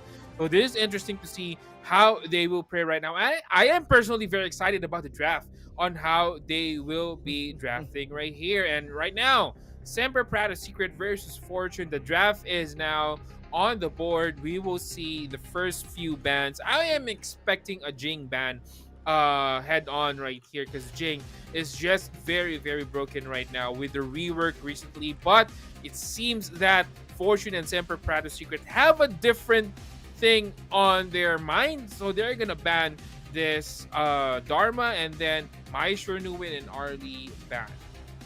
Okay, so both of these teams, Semper Parato Secret and Fortune, hails from Indonesia. So I think they're playing with an Indonesia meta, even though they're in the global region. But of course, let's see how the pros think in Indonesia. So when it comes to the pro league right now in Indonesia, I mean, one of those heroes that is popularly in demand was the Arlie. So currently rank 4 as the hero that is most banned and the most picked one. So for Semper, they're avoiding that Arlie. So they know the capability of this marksman, and that's why they're removing it from the play. And I was about to mention the Long, the number 1 pick from the Indonesian region. Long is gonna be the key to victory here. Actually, Long, this is quite, how I would say it, a risky pick. I think they just want to lock in on their, comfort heroes, but at the same time, so I was about to say Mayin counters Long very, very heavily with that lockdown, plus the burst damage that Mayin can provide. Another thing is Zhang Fei on Bridal Outburst. I think Semper Parato Secret needs to actually ban a Yixin right here. The tricky thing is Infinite Vastness. Oh, they actually picked Yixin just to avoid Fortune picking that hero for themselves, because we know Yixin and Zhang Fei combo is very, very strong. Include that with a Mayin who can just simply go in once Long has been trapped into that World is My board. It's going to be a very, very painful thing right here. But I would say on the laning stage, this Diadia Long combo is just very, very strong on the lane. I think they would need to partner this one up with another strong lane on the side of Fortune, but we'll see who they will pick up right here. Where we are familiar with the Diadia Long combo. So we've seen this a lot of times in the Philippine pro scene, and of course a lot of this happening in the global meta as well. So Chano, okay, one of the freshest heroes on the scene right now being acquired by Fortune. That means Fortune right now is going to heavily rely on information. Vision-wise, we all know that Chano can provide vision with the Lupine Trap, and he can deal a heavy damage once that he's inside the brush, charging up those arrows. So we can see how they will play out with a Chano, but we don't know if this Chano is gonna be put up in the farm lane or might as well play this out on the jungle. Exactly. And looking at it right here, we still have Ogran on the board though. Both teams can actually play Ogran still. But I think Sakir for Fortune is actually a very, very reasonable pick. There's already Zhang Fei. Ogran might be a good pick right here. For the mid laner, you have, I would say Mai is also already banned, but I would say maybe Lady Zhen, just to protect that Ogran pick that Semper Parato Secret might actually pull off. So they're just waiting, but a lane has been banned on the other end. So I think Fortune is actually baiting for Semper Parato Secret to get that Ogran so that they could actually counter it for themselves. But they actually banned it for themselves. Just avoiding that advantage if Fortune gets that Ogra. Okay. They are waiting for them to go Ogran. We're not gonna use Ogran. Nobody's gonna use the Ogran. Yeah. So for Fortune, they have to make this one count. So in terms of like Rome, okay, Done. they solidify the jungle. Done. It's all set and done. But for the jungle of Semper, they're gonna be going with the all reliable. They are gonna be going with the pay. What's really good about the pay is that he can clear fast. He can like rotate. He can invade towards the enemy jungle. So in terms of jungle invasion, I mean, Pei is one of those heroes that can clear the jungle faster. So Dun versus Pei in the jungle, it seems. Exactly. Although Dunn can actually still be put on the Clash lane, and maybe Fortune can pick another jungle. That may be another option for Fortune. But for Semper Parada's Secret, as what you've said, this Pei, I was thinking about Byron a while ago. Byron is actually a perfect combination for Pei right here, just to invade the jungle. So these two last picks from Semper Parada's Secret actually screams out jungle control.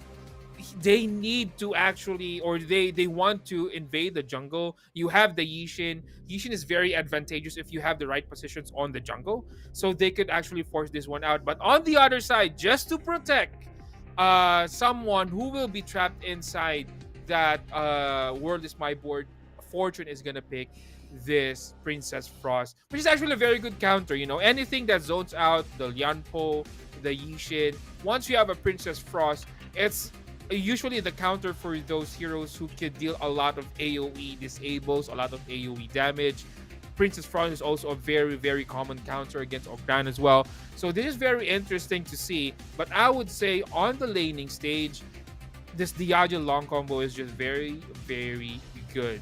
So they need to take care. Fortune has their peak maybe on the mid to late game once Mayin has her items and their rotation. Even on the laning stage, once Byron gets his level 2 timing, Mayin will have a very, very hard lane right here. But on the other side, Fortune also has that possible vision. So it's very, very hard to gank this channel on the farm lane. So let's see how both teams. This is gonna be game one, my friends, of our best of 3 series for our 5v5 Semper Parada's Secret versus Fortune. Well, we can see, I mean, Happy Raw here just trying to scout for the enemy's Azure Golem, but he spots a Princess Frost and, of course, a Jiang Fei trying to at least, clear out the mid as fast as they can. For Fei is gonna be, working on the jungle first. He needs to clear that Crimson Golem in order for him to rotate, but you can see how Semper Parada's Secret is very, very much confident when it comes to at least getting that vision towards the Fortune side of the jungle, plus trying to locate which side of the jungle on the Fortune is very much occupied with the jungle creeps. So if the Pei decided to at least go towards the bottom side of the map, or probably continue towards the side of the Semper, they can like go for level 4 rotate and then get the Mayin early. You're actually correct on there, but it's as expected. I think Byron is sticking out with Yishin, as you can see on the map, Yishin and Pei, to invade this jungle. They know that Mayin is very, very weak on the early levels, but once Mayin gets his level 4, I think there is a chance to fight this one out. But for the meantime, as what we said on the draft, these two will partner up. You would see most of the time they will partner up, Pei and Byron. And right now, they are gonna face this combo into the middle lane. Princess Frost might be in danger though. Level 4 on that done. But Princess Frost, mindful, no, the flash is there, but the damage will be enough to get the bodies on the floor for the side of Fortune, and that is gonna be a 2-0 trade. First blood for Semper Parada's Secret. Well, for the side of Fortune, they had become way confident once that they saw that the members of the Semper Parada's Secret is trying to rotate down the mid lane. So when Frost saw that coming, he did not hesitate. XTZ, we need you down there. We need to at least get a couple of kills. You're still level 4, you're tanky enough, and then convert that. Wind Slash, Unruly Blade, and then, you know, convert that into your first double kill. And now we can see the Princess Frost and the Mayin working together to at least get their third kill. This is actually a very good combo as well. And not to undermine the power that Princess Frost and Mayin had. Princess Frost has a lot of burst potential, has control, same as Mayin. So once one of the skills that Princess Frost control lands on you, Mayin will immediately follow up. And right now, the teleportation control is on the hands of the side of Fortune.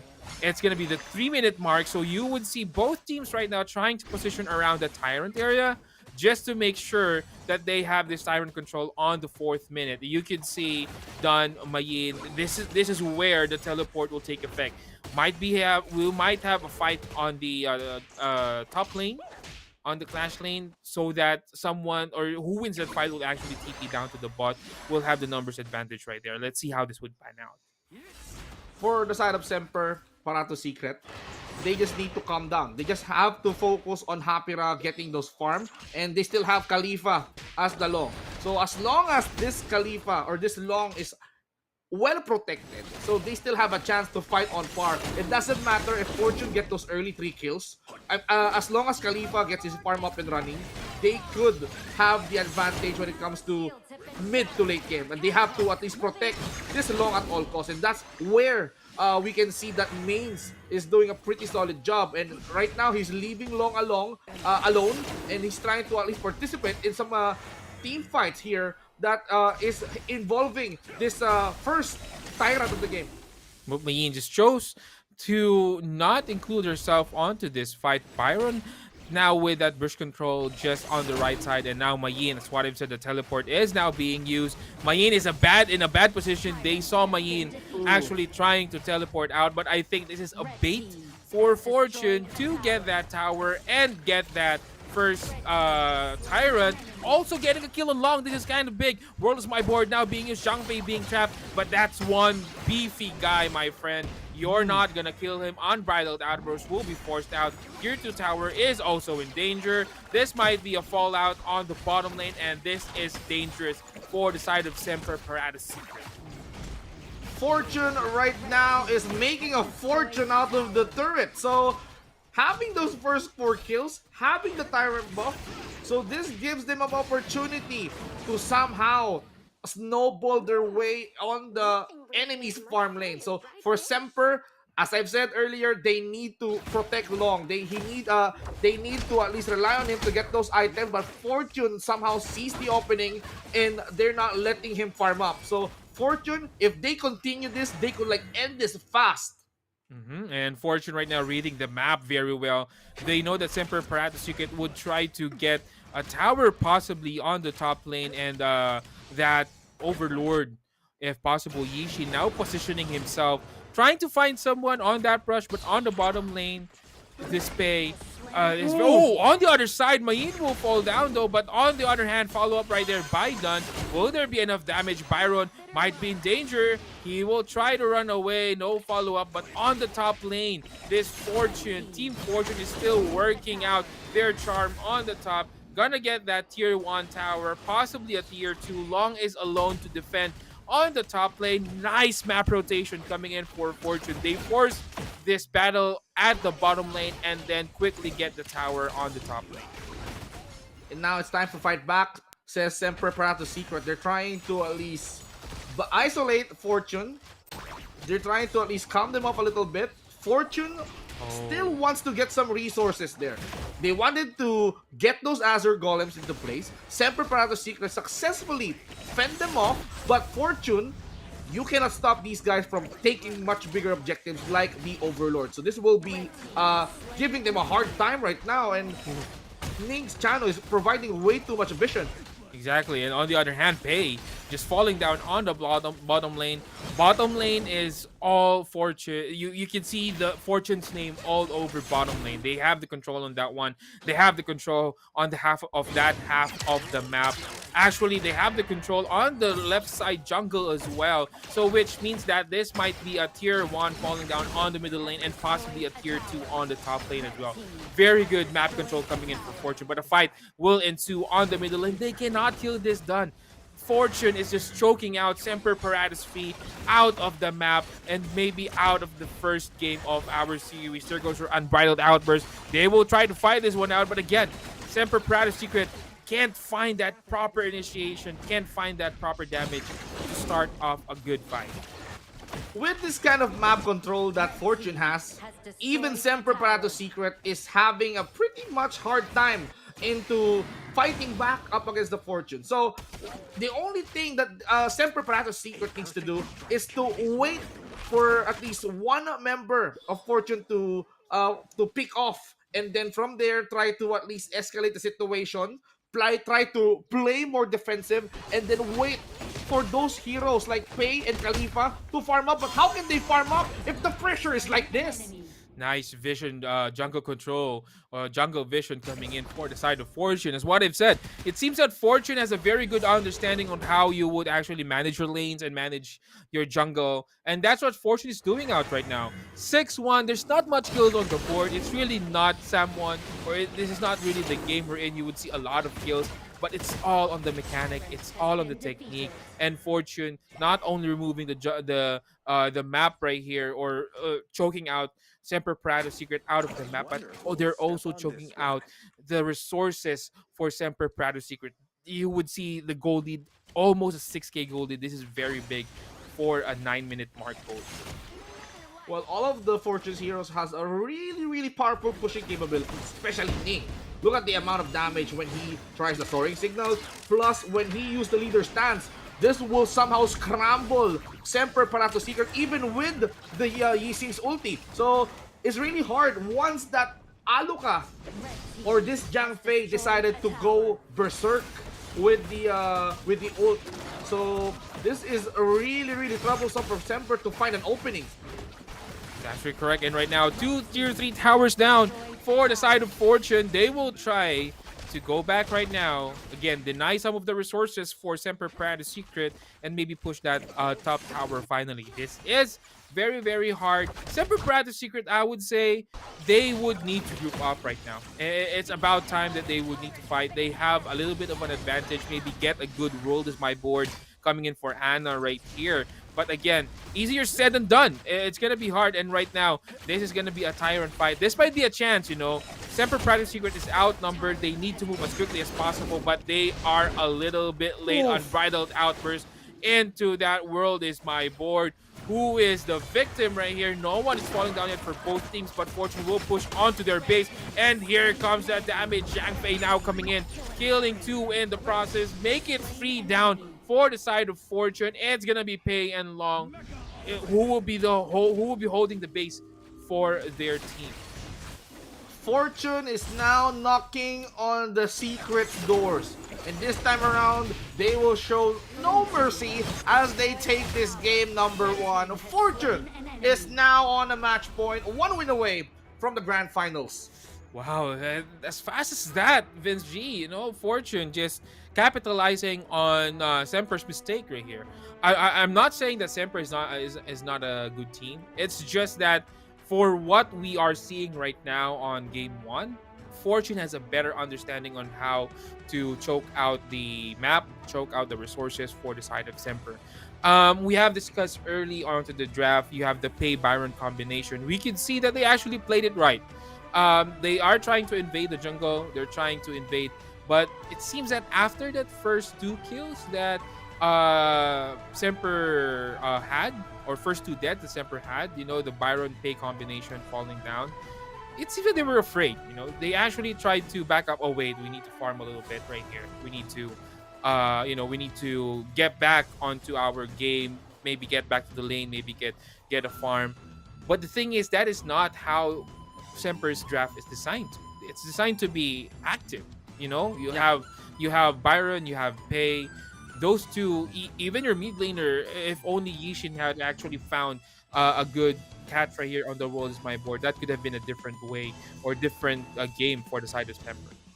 I agree. I mean, those two heroes, we've talked about that since the draft. Pei, Byron, they should be the ones invading. But I think they hesitated a little bit once that they saw that the area on the side of Fortune was cleared out way too early. So what's left for Pei is that, we need to clear our jungle first. So that's our priority. So when it's time for Pei to rotate towards the top lane and then go back to the mid lane, this gave an opening for the Frost Dun to at least perform that first blood. And then from there, we saw them snowball. Because Dun here, he got the level 4 at East, he got the buffs, and at the same time, he's way too durable for early game. And that's what helped them get that win. And of course, with the help of Princess Frost here as the MVP, look at that stats. He did not even die.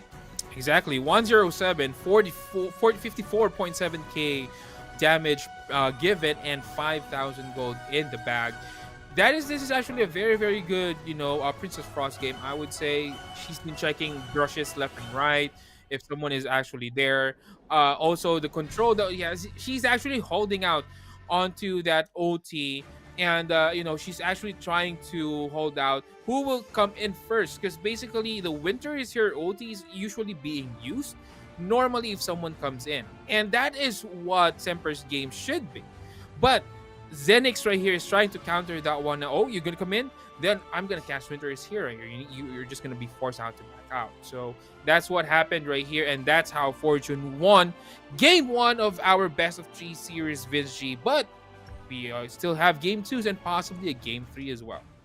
Well, possibly a game number 3 if ever that Secret did manage to step up and of course win this game number 2. But talking about this Frost as the MVP, early game wise, those Frigid Prison was really much on point. So we see a lot of heroes frozen from the side of Semper Parato Secret. So that kept them into place. So even though that Pei and Byron, and together with the other heroes, wants to be mobile enough for that kind of lineup.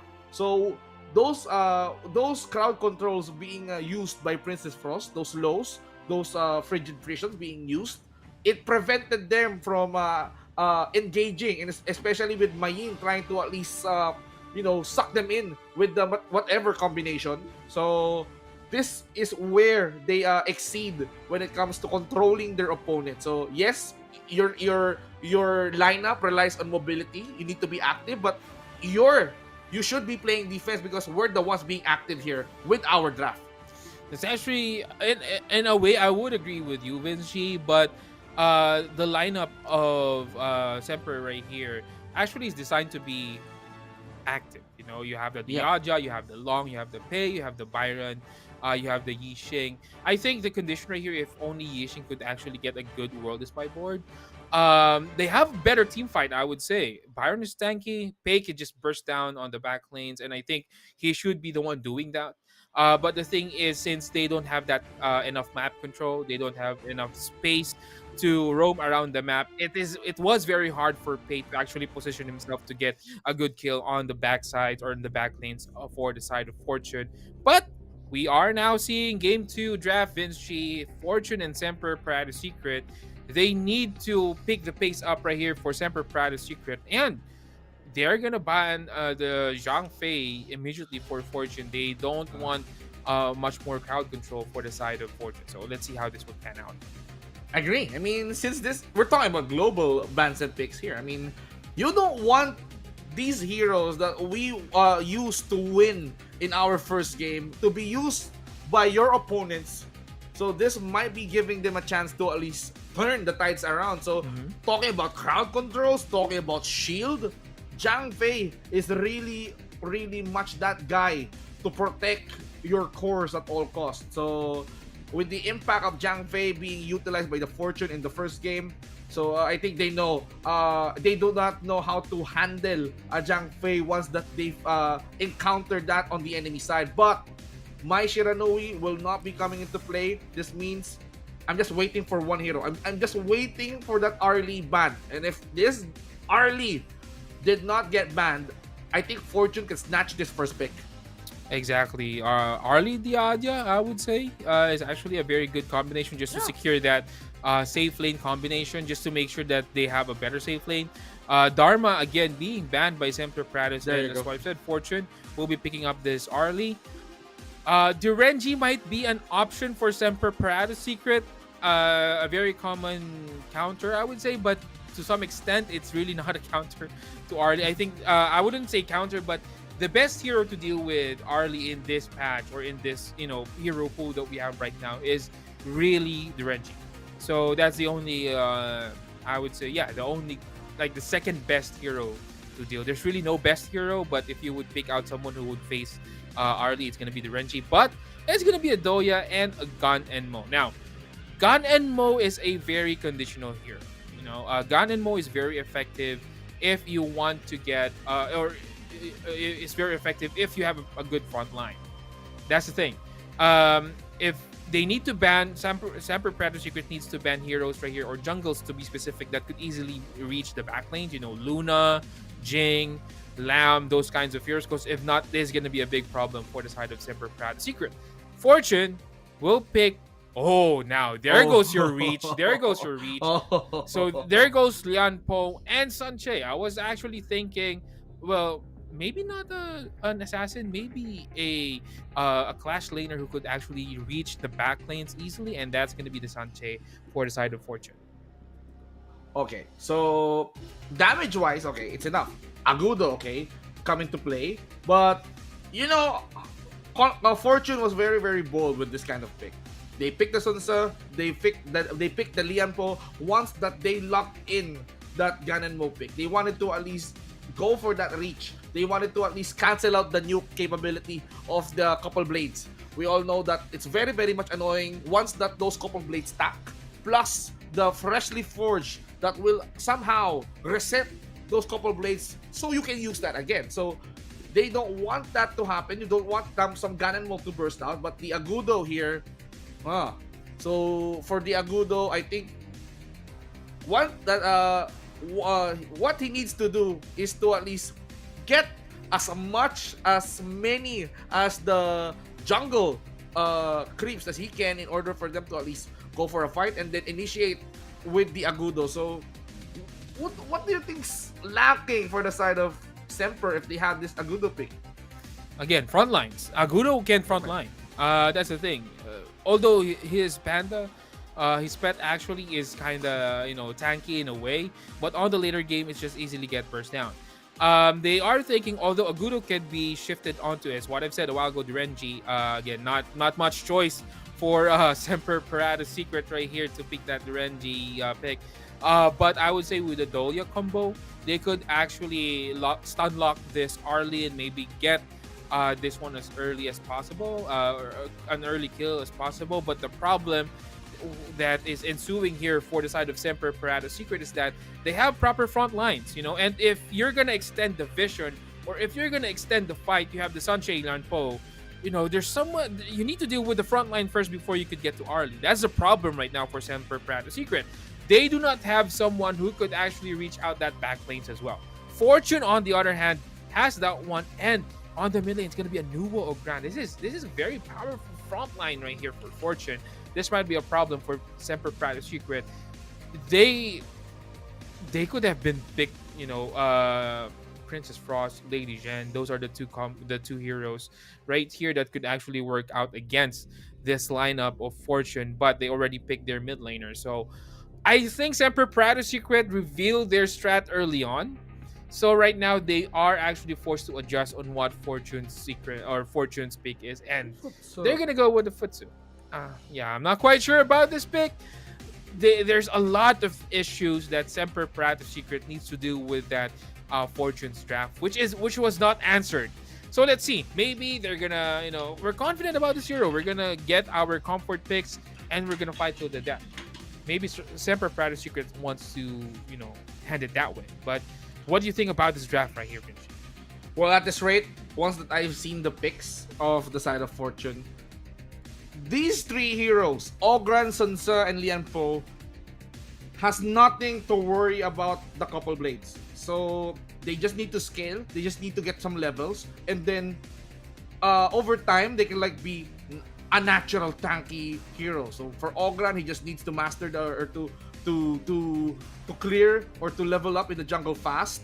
Sunsa needs to be active when it comes to rotation with the set sail. Liampo has to be on point when it comes to getting visions, when it comes to setting up fights.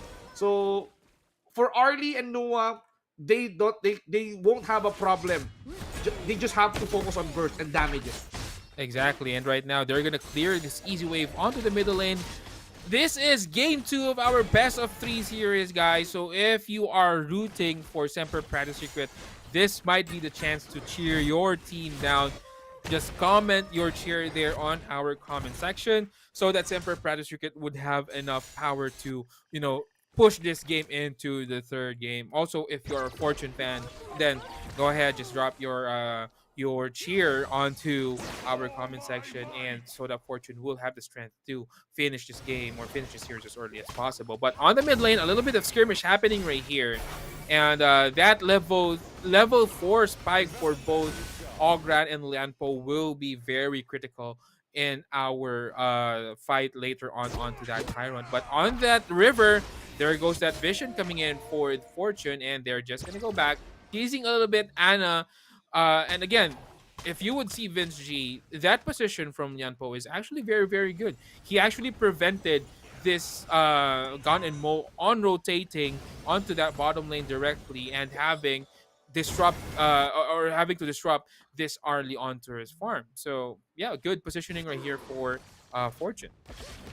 Well, to see Aloka did just manage to be patient, hiding in that brush. Once that he saw Anna tries to at least grunt. What happened to Futsu? Yeah. I mean, He was just gone on the top lane. okay. So it's really hard. I mean, we've seen a Futsu participating in a 1v1 Motsu arena, but we all know that a Futsu is an item-dependent hero, and look at Sensei, he's just naturally bursting down early game. That's actually correct. I'm not quite sure why Agudo is just going onto the jungle alone. Maybe he's trying his best to avoid or to steal at least resources for the side of Fortune, but it seems like it's not working out the way that they wanted to. But right now, level 3 on Aluka, and Gun and Mo is here right now. Will they have the damage? And Arlie just simply goes out of the way into the safety. On the other side, Ogran will be forcing it out here onto the river. They can fight right here for the side of Fortune. There goes your OT coming in for Ogran, or not yet, but the damage is there. Again, they will just play the safe. Fortune just have dealt enough damage for the side of Semper Paratus Secret, and they will just go back to their lane. Now it's all about trying to at least catch up on farms. Ooh, Noah tries to at least poke down Vormir with that ult. And now we can see the patience coming in from Shiner, or Shin-R, rather. Okay, that's how you pronounce his name. Now, we can see that Aloka is very, very active when it comes to at least spotting down or hiding towards the enemy brush. He knows that the rotations are coming in on the side of Semper Parato Secret, and he can like go from behind it. Diranji did not even spot him. Exactly, this might be a good positioning right here. So they know, and they're gonna go on to Gun and Mo. Flash is now being expended. Would there be enough damage? But Arlie will fall down.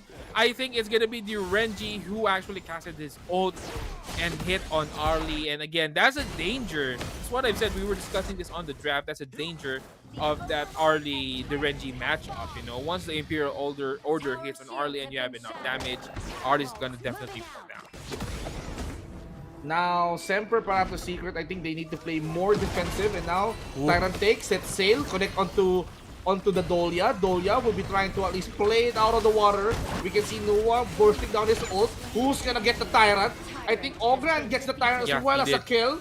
I mean, for Fortune, they're being confident. They know where exactly Semper guys were, and that is why even Anna cannot try to burst them down with a couple blades.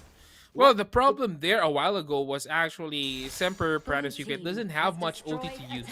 You know, they used it up onto the Arlie fight a while ago where they killed Arlie. That was a good kill, but the thing is, this 4-minute Tyrant is very, very crucial.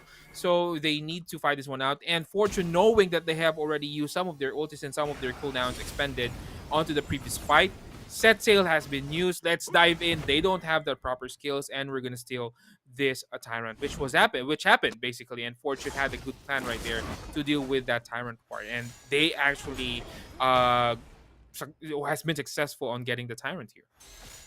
Now, Semper lost that tyrant, but they cannot afford to lose this overlord. So they're doing the maximum efforts just to at least fend off the members of Fortune.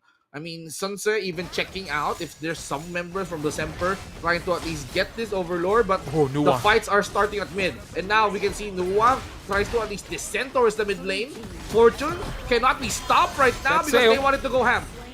Yeah, and set sail has been used though, but Shinar will fall down. They are now being chased down by the team members of Semper Prado's Secret, but who will be the casualty? There won't be any casualty other than Shinar right here. Good engagement coming in for the side of Fortune, but I think they overstayed. They took too long to get that tier 1 tower down and gave damage to this Semper Prado's Secret team. But on the other hand, they are trying to get this tier 1 middle tower. If they are successful though, Semper Prado's Secret will have a big map advantage right here and vision on the map. Fortune right now, they lost tower, or they lost turrets. So I think for Vormir, we can like commend him for working behind the scenes. So he's the one responsible for taking down the turret on the top lane, and now somehow things had opened up on the mid lane, and now we can see Fortune jumping back on the battlegrounds once again, and now we can see the ultimate coming in from the Leon Poe, burst ram in, and then the Agudo cannot spin himself out of those trouble, and of course the ultimate coming in from the Ogran will slam him into the ground. Dolia will be the victim of that. And they are still on the chase right here. Vinci, they're going to try to get this one. Set sail has been used. Will hit onto the Renji and will get the kill. It is going to be Shin R right here getting that chase down kill onto the Renji. I think most of the players is actually trying to undermine Sanchez. Sanchez is actually a very good hero and can be a cleanup hero as well, can be an assassin with that set sail. If that set sail is still available up until the end of the clash, then rest assured he will clean up the back lanes. And speaking of clean up, Yampo will try to clean up the tower on the top lane, and this is going to be a good advantage. Yes, Forge or Semper Prado's Secret got that mid lane tower, but they're going to clean up the towers, tier 1, tier 2 specifically for the side of Fortune. Well, for Semper, I mean, they're not even giving up. I mean, I can see where this one I can see where this one is going. So even without the Datiao, we can see Vormir trying to sneak a push. He's just trying to at least wait for the members of Fortune to go into a spot where they are, and then he's gonna try to at least go the separate way. He's gonna try to at least help clear that lane and then go for a push somehow. But this time around, they need Futsu. But Futsu is alone at the top lane. Yeah, but on the bottom jungle, they have the information right here. They could actually move this one out for Fortune. Let's see how they will actually respond to the vision that this Yanpo is actually providing. Nice position before that Tyrant fight, and that will secure the Tyrant for them. They could now find their way into the mid lane or possibly the bottom lane to get that tier 2 tower, then transition into the jungle where Lianpo is. Now, Fortune is still waiting for that opening. I think when we see the incantation emergence coming in from the Nuwa, I think it's go time. So it's either Aluka start this off, good initiation, and then send XY goes up for the follow-up. And this is going to be the start for the fight. They just need to at least set them up real good, even if Semper Parato Secret is trying to play defensively. So I can see the discipline here. They're not even overextending. It's just Futsu, it's just Vormir who's trying to at least go as far as he could. But right now, we can see the ruins being activated here by the Nuwa. Exactly, and right now, they know, Fortune knows that they are on the red side jungle right here for Semper Prado's Secret. So they know their position. And this might be dangerous right here for Semper Prado's Secret. Yes, they had the advantage early on, but it seems that they did not capitalize on the advantage that they had. They could have rotated several times on the bottom lane, but this aggressiveness from Fortune is preventing them from doing actions and the vision being provided. But there goes Leonpo passing in two heroes. He is tanky enough Will there be any follow-ups? They will try to go back though, but Arlie is trying to chase. Oh, Ooh. almost getting killed is Agudo right there, but no, he will be safe, rolling out of danger. Another Tyrant on the board right here. That skirmish, although no deaths, will secure the Tyrant for the side of Fortune. You can see how painful Zen YX is right now. Just imagine those creation, those ruins being thrown towards the side of Semper Parato Secret. They nearly killed someone there. So for Fortune right now, if we cannot get someone, it's best to take some objectives. Let's rotate towards the Tyrant. Let's go get some Overlords. And then add some pressure towards the Semper Parato Secret. And just look at the Futsu. He's not joining the fray. He's just trying to at least clear the minions towards the side, towards the bottom side, because he knows that somehow with his attack speed he can try to sneak in and push those inner turrets at the bot lane. But you cannot stop Fortune from initiating. There goes Nyonpo coming in with that jump, and will there be any follow-up? But on the other side, Nyonpo might have overstayed right there. He will fall down. But again, still Fortune still has the advantage. The top lane is being pushed down, so they would need to defend. And this will give a chance for Fortune to respond into this. Sneaky So guy. set sail is still available though. Destroyed is the tower, but to what avail? I think Futsu will be falling down as well, but that would give space right here for Semper Parato Secret to get that Overlord. Possibly ease out the pressure onto the lanes. Well, Vormir cannot sneak for at least 20 seconds. So I think he has done his job, but still Fortune, they did manage to at least get one member for the Semper Parato Secret. So if this continues and Fortune lets Vormir create the space for Semper Parato Secret, we may see an upset. But look at the burst! And again, another burst coming in for the couple blades. So if Noah is capable of bursting down the members of the Semper, do not forget I have this couple blades. Exactly. That's the danger. But still, Doya being killed right here is still a big issue for Semper Parato Secret. They need numbers. They need to get the numbers, as many as they can. They have the vision right here. They know that Fortune is here, but the thing is, will there be enough? Oh, the damage coming in for Gon and Mo, but will there be enough? They will be chasing Arlie out of the base, but on the other hand, the rest of Fortune is just gonna go onto that river entrance from the left side, and that will ease out the pressure. But right now, if you would see the positioning coming in for the side of Fortune, Vince G, this is just superb positioning on the map.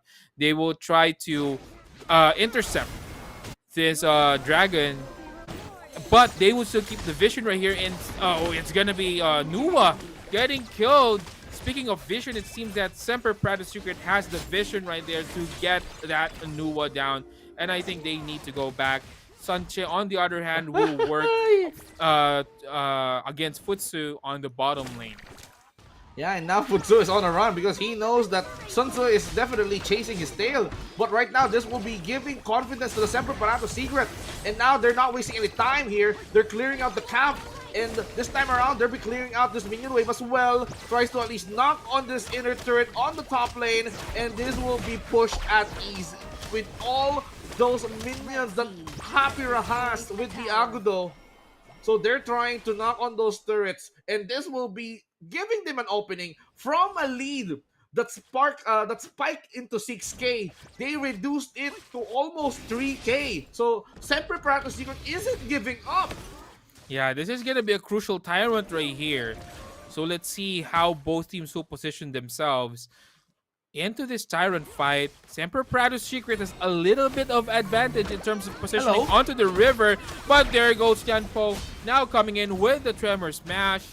Oh no, Tremor Smash has been used yet, but I think these two teams is just trying to, position themselves.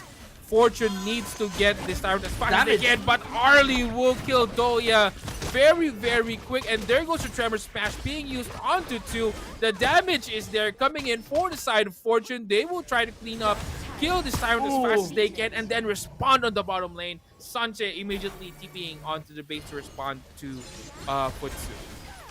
Immaculate damage coming in from the Arlie. So Ning here right now is shining bright with all those items, all those damage, and then the emergence coming in from the Zen YX, it was the cherry on top with that kind of initiation. So it doesn't matter when Futsu is trying to at least go for that rat push, but Fortune is very much aware of what Semper Paratus Secret is trying, or what are they trying to pull it off.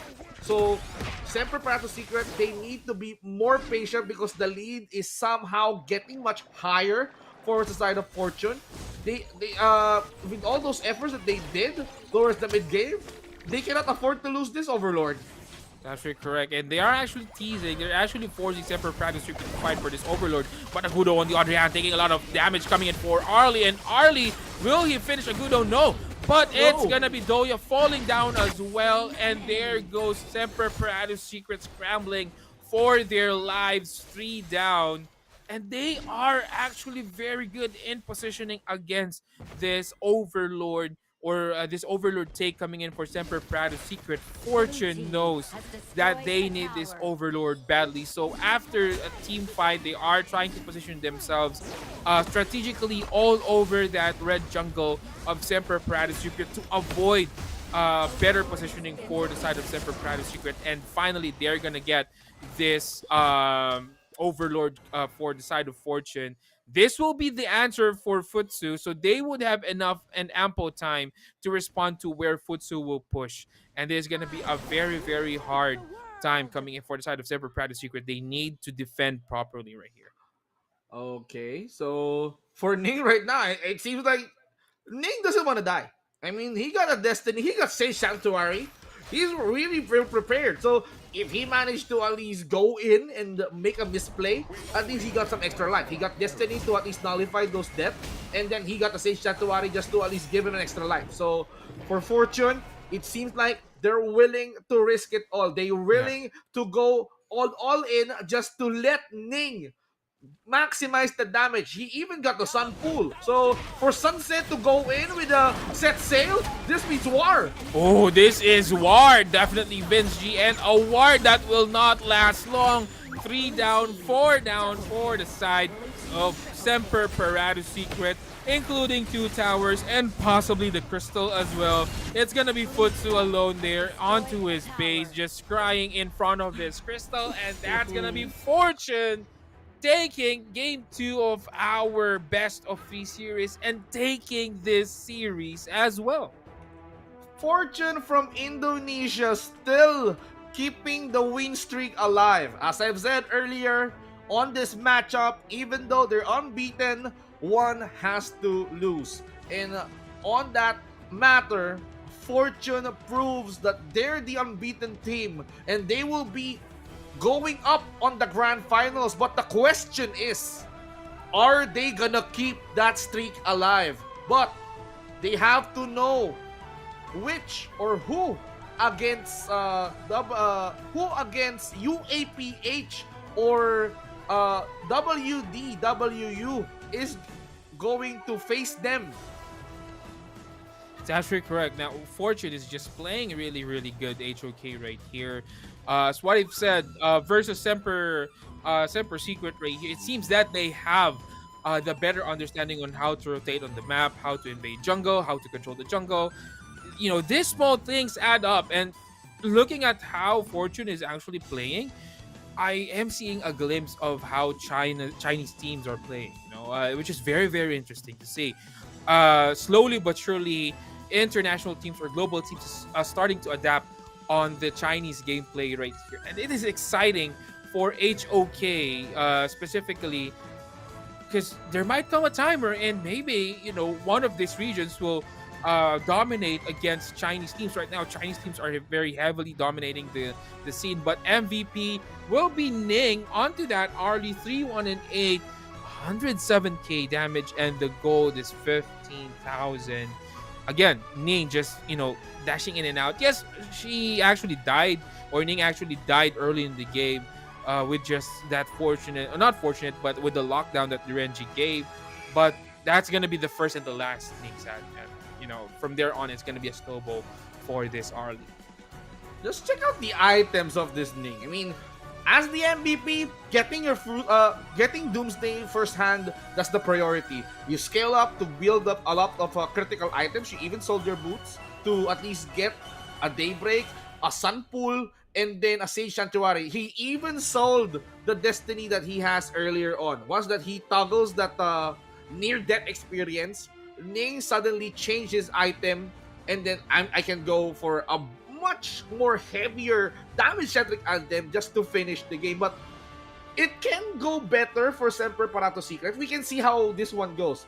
They're just relying on Ana to nuke out all those damage. But having Ana as the sole damage dealer, the nuker for the team, isn't enough. You have the couple blades, you have the Flesh Reforge, and you even have the Dolia just to refresh those couple blades. So what can you ask for? You're just giving Ana the spotlight. And for Mir, this guy is just the rat. But the ratting out that rat problem was solved by the Fortune. Well, that's what you've said. Just to highlight what you have said right here, Vince G, the Sage Sanctuary pick for Ning for Arlie is actually a good one. I was reviewing on the lineup of Semper Parato Secret, and I was thinking, other than the Renji, who could actually lock Arlie out? There's nothing actually. And after that one, I also noticed that Fortune is actually trying their best to get Dolia out of the game or out of the clash as soon as possible. So building Sage Sanctuary on Arlie gives her more room for error. They're actually trying to protect Arlie from diving in, getting stunned suddenly, and then getting killed. But him, Ning, building Sage Sanctuary, the rest of the Fortune guys trying to get Doya as early as possible so that Doya cannot refresh this OT from the Renji and to add lockdown to Arlie is just very intuitive. It's teams adjusting on the fly like this is just very, very good. It's just how it shows the level of game knowledge and game intellect that this Fortune is. Semper, well, they did a good job. I can't blame them. They did fought a hard fight, I would say. But I think right now Fortune has the better game knowledge, has the better execution, and that is why they will take this series on the bag. Fortune now on the line for our grand finals for tomorrow.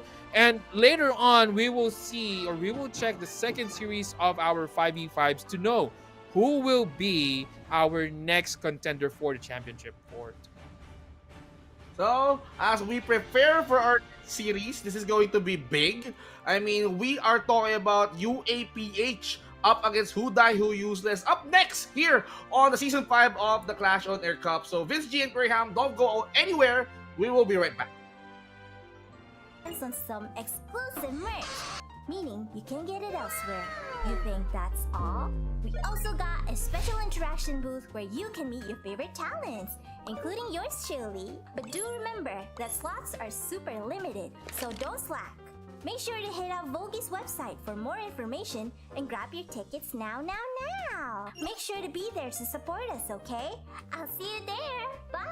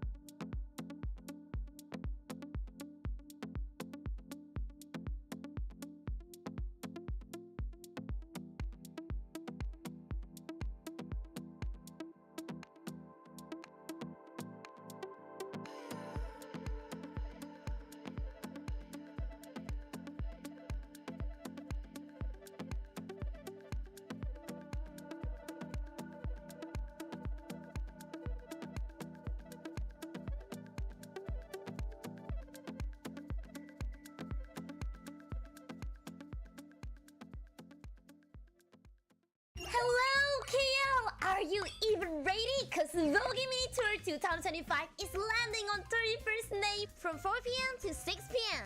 Luna and the Vogue girlies will be there, probably yelling or singing or both. So there are two types of tickets. Standard if you're chill, and gold if you're feeling like, hey, I wanna see my Oshi so close. I wanna be on stage and interact. So, oh, one more thing. If you actually wanna meet me and talk to me one-to-one, you can grab a slot at a special interaction booth too. But it's super limited, so act fast.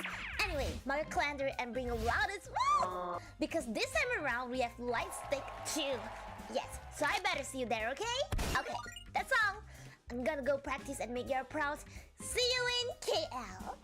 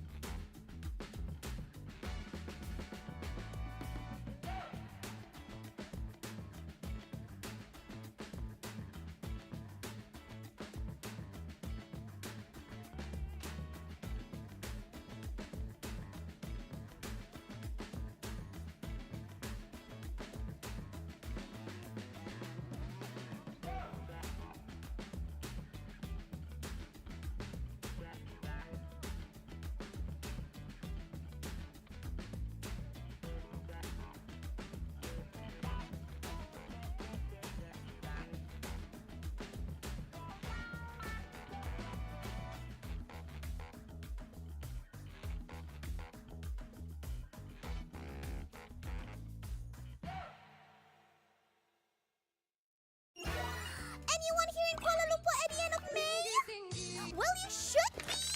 There's gonna be the first ever Vogue Mini Tour event here in Kuala Lumpur! Communities that support Lily and other Vogue talents can meet up and enjoy a splendid performance from each of us. There will also be a special interaction booth where you can interact one-to-one with us, but it's limited. So get your notepads because here are the details! Got it? Okay, Lily will give you a little more time to jot it down. Okay, time's up! You can get your tickets on Vogue's website if you have made up your mind. Which is a yes, right? You'll be there, right? Come on, come on! Support mo sila!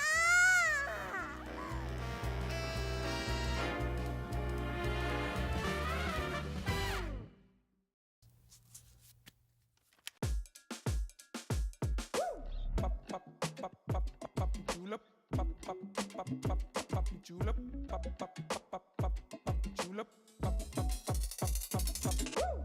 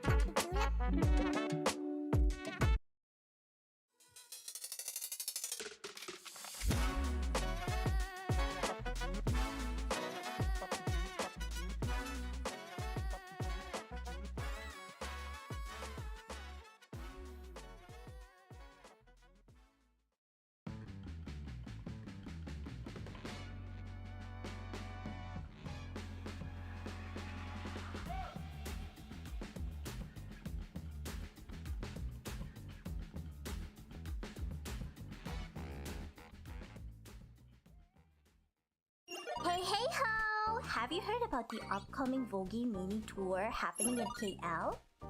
No? Damn! Marketing really need to up their game. But don't you worry, your favorite modern day Robin Hood has got your back. Vogue's Mini Tour is going down on May 31st from 4 p.m. to 6 p.m. right at the Auditorium Hall EXO at Current Academy. Huh? Don't know where that is? Gunala Ways! There, you get to watch all the Vogue talents performing live and get your hands on some exclusive merch. meaning you can get it elsewhere. You think that's all? We also got a special interaction booth where you can meet your favorite talents, including yours truly. But do remember that slots are super limited, so don't slack. Make sure to hit up Vogi's website for more information and grab your tickets now. Make sure to be there to support us, okay? I'll see you there. Bye!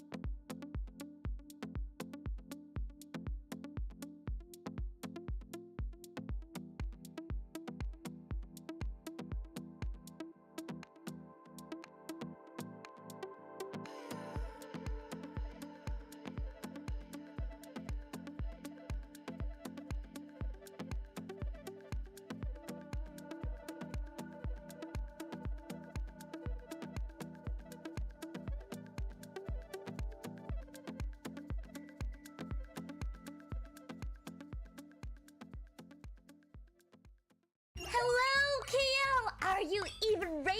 Cause Vogue Mini Tour 2025 is landing on 31st May from 4 p.m. to 6 p.m.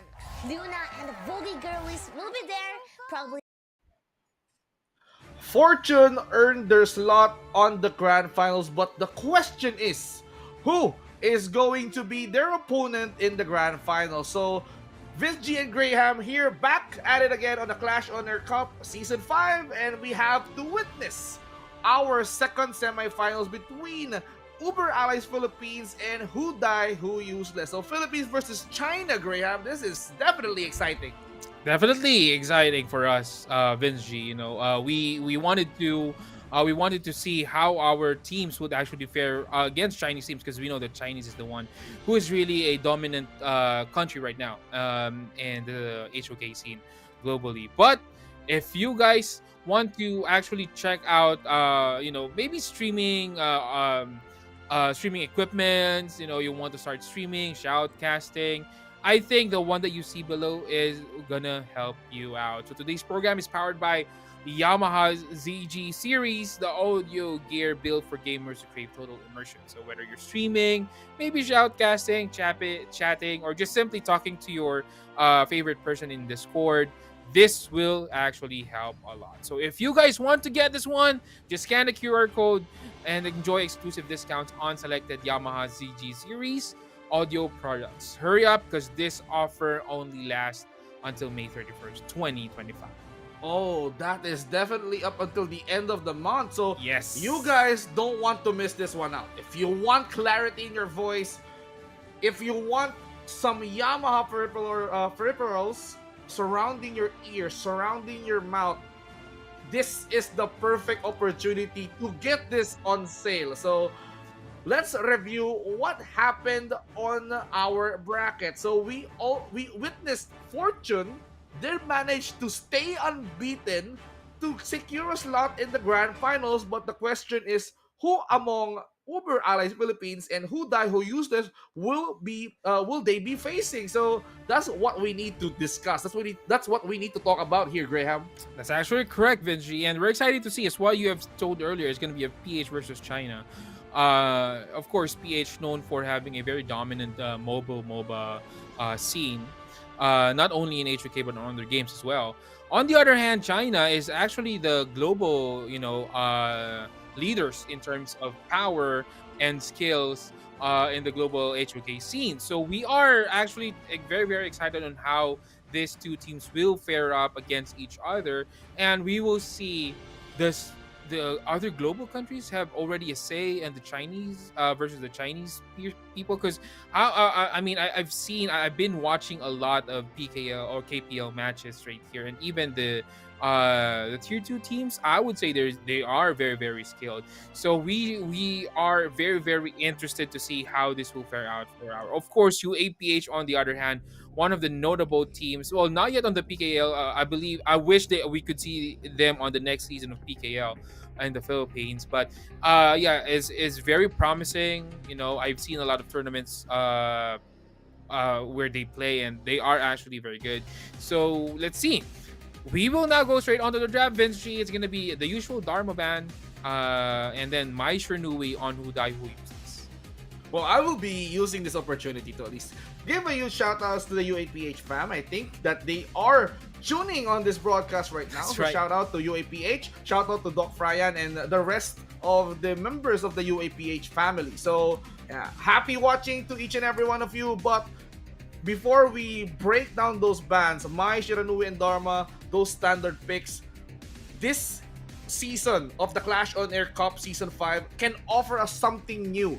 Remember, all those 4 seasons, we have Malaysian champions. But I think this is the only season where there is no Malaysian team involved. MSG, Ming Squad Gaming, they were defeated by the Who Die Who Useless, which ended up with a 2-1 fashion. So this means that there's a possibility that an Indonesian champion may be crowned, a Filipino champion may be crowned, or a Chinese team champion may be crowned on this season. Yeah. But who die who useless, as expected from Chinese teams. They really utilize this kind of combo, the Ming Lady Sun combo. This is a very strong laner. I like how who die who useless banned Diadia right here for the side of for the side of who die who useless, because they want to get a strong lane versus this Arlie, and I think this is an answer. Ming and Ming and Lady Sun, but a quick Lianpo and Yisheng. I think Lianpo is a substitute for the usual combo that we see with Yisheng on that Jiangfei. But on the other hand, you also have this Ogran pick for who die who useless. Very interesting to see. I would say from the first 3 picks, who die who useless has a big advantage right here. Okay, so you bring out your tanky guy, we're gonna bring out our tanky guy as well. So That's right.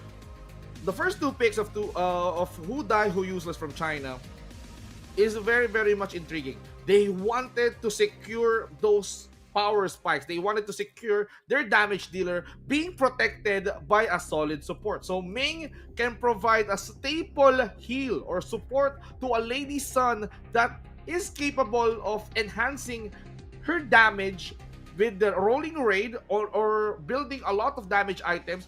Imagine that you have a link that can link to the opponent and that can link to the Lady Sun at the same time with the time carefree.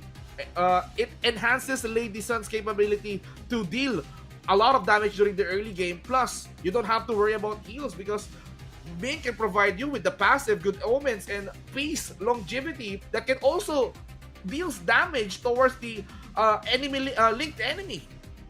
That's actually correct. But right now we have Liu Bang and also this Ogren pick is a very good combo. At this point in time, what will happen right here is that I think Ogren will be the frontliner, Liu Bang will be the secondary initiator if needed be.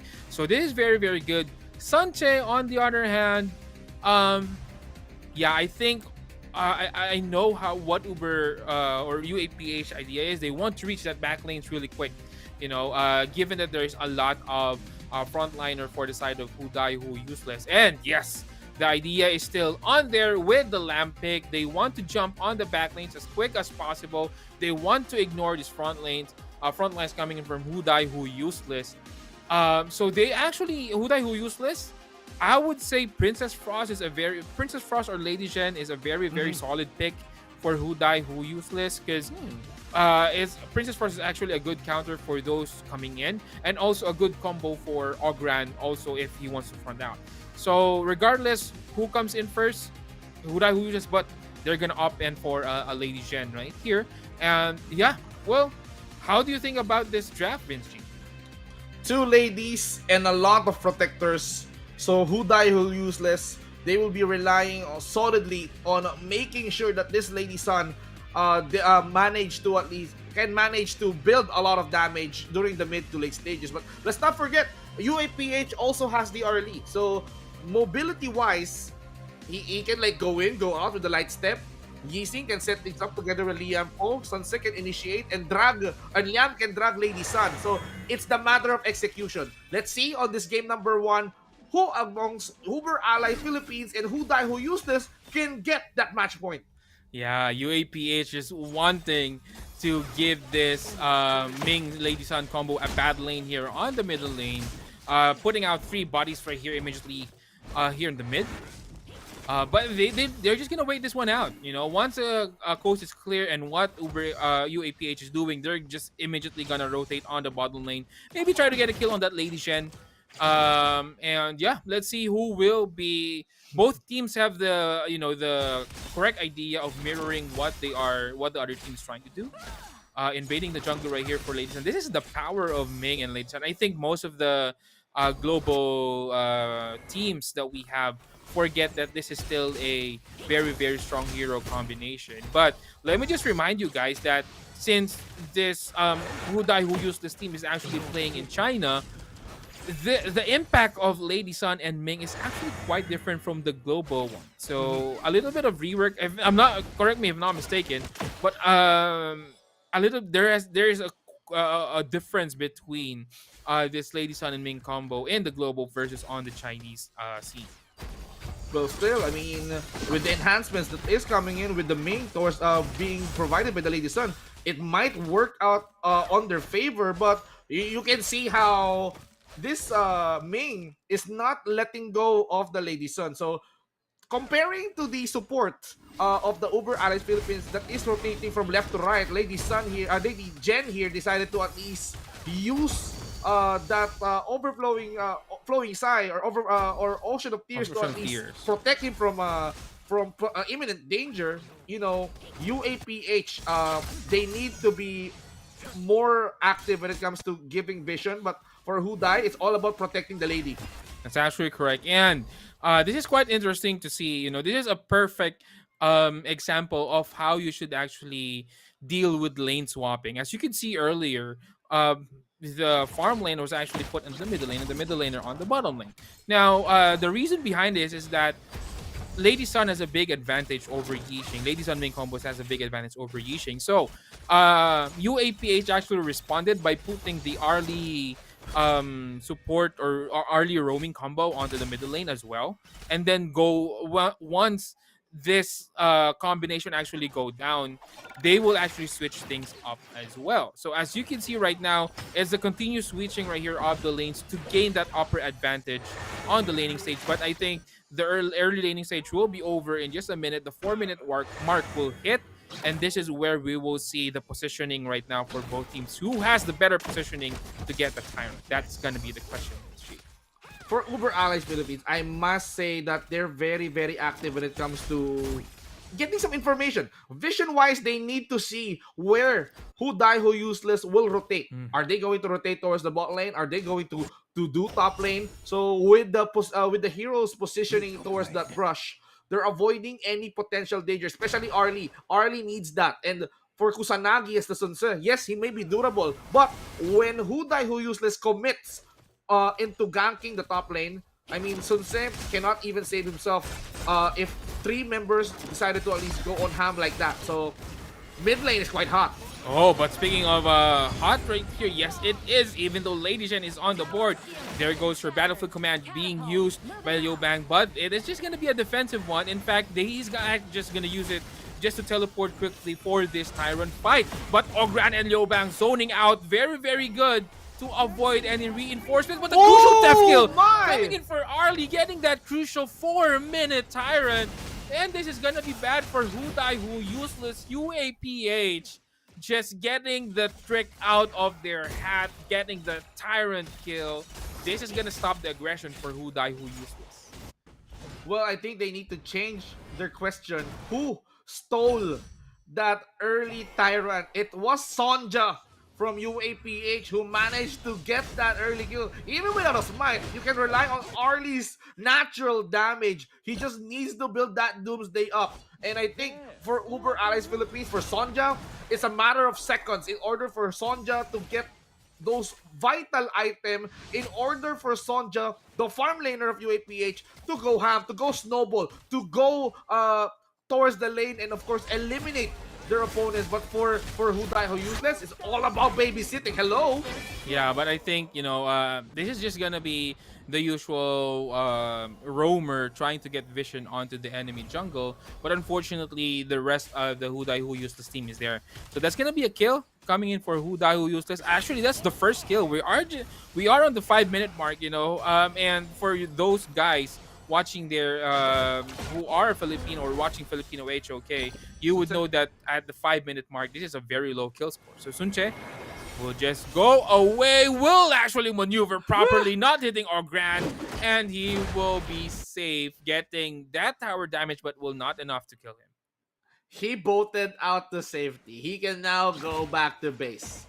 Just like that, Uber Allies Philippines avoided any further casualties. But having Raz TZ scouting the jungle of Who Die Who Useless, that's quite risky. Yes, you might be getting some intel, but if the members of Who Die Who Useless spots you, they will not show any remorse. They will eliminate you quickly. They have the Lady Gen to freeze you into place, and there's nowhere for you to go because of the damage output that the Lady Sun has, especially when he has that Ming. So for them, it's go time for the Arlie. Arlie will be using the light step just to at least distance themselves from potential danger. But even if they get the Arlie or not, it's all about poking down the turrets. And speaking of poking down the turrets, on the top lane, this UAPH team actually got that tower on the tier 1 there. So they are actually positioning, they have a better position on the top lane. The pressure on the lane on the top has been relieved. But on the other side, on the bottom lane, being taken down as well by UAPH. And UAPH right now just trying to get more towers as much as they can. They are trying to prepare for the timing that Who Die Who Useless will have. But there goes your Tremor Smash. Will not hit on anyone though. But the damage is enough. It's going to be Sunshine falling down on the top lane. And in the middle lane, Ogran chasing this Ishin. Will there be enough damage to kill him? But I think there won't.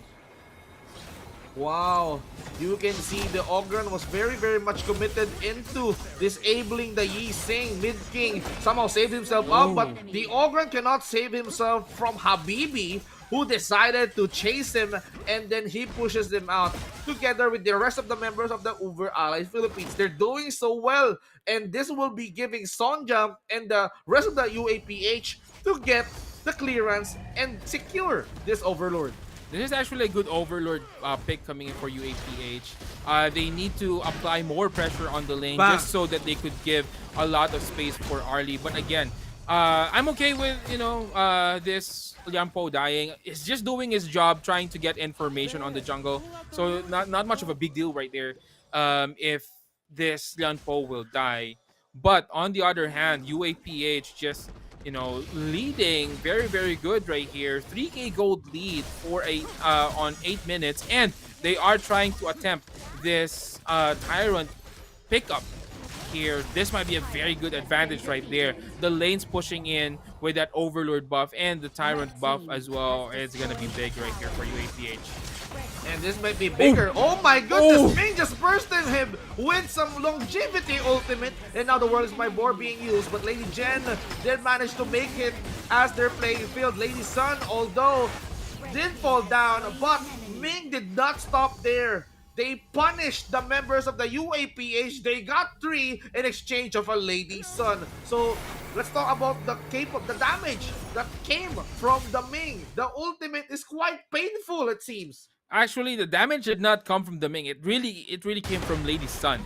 The burst damage coming in from Lady Sun. Ming was just the one who last hit or who got the kill. The final blow. But majority of the kill or majority of the damage came from that Lady Sun. And again, this is the power of the Lady Sun and Ming combo. Lamb or Habibi on the other side needs to be careful in just dishing out damage on the backlines. I understand that that is how they need to play, but they need to be cautious as well because this Lady Sun can easily burst you down. She has the damage, she has the assistant of the Ming. This is a very dangerous hill to climb on if you want to kill that Lady Sun as quick as possible. Now it's all about taking turns, all about the vision. But the Ram or the Lamb here did manage to at least take one. Habibi somehow is trying to at least distance himself from trouble, but the disengage coming in from Rastizi because he knows that the burst ram isn't On enough. the So top lane. he did manage to at least deal with the Liu Bang all by himself, but this is gonna be crucial.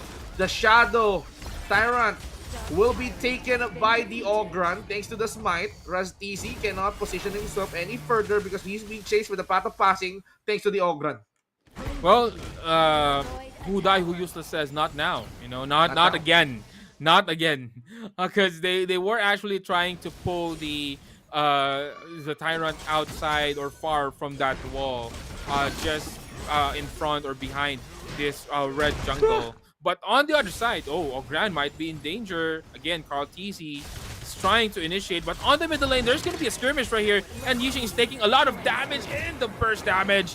Coming in for the Lady Sun and main combo. They're still not done. They are chasing this Yanpo. The rest of UAPH is running away. And look at the damage on that tower. Even though with the protection, that is enough. Sanche, on the other hand, trying to redirect their attention to defend on the top lane, but this is not a good position for Sanche. But on the other hand, Lamb will try now to go and end the save for this Lady Zhen. Will again, not a good initiation coming in for Habibi. Well, for Lamb, he was patient back there, but he did not realize that that's a Lady Zen. That the Lady Zen can use the Ocean of Tears just to at least protect himself up, and this gives the opportunity for the other members of Who Die Who Useless to deal the damage, to deal the blow for Habibi. So Habibi was the casualty of that war, and that also Kusanagi did not go back safely because he was caught by the other members. Who Die Who Useless, they said, you may be taking the early objectives, but this time around, we're going to be taking the Shadow variants. Tyrant, Overlord, it's going to be ours. Well, this is their timing, to be honest. Who Die Who Useless has this timing. I would say Uber Alley Philippines has a lot of potential early game.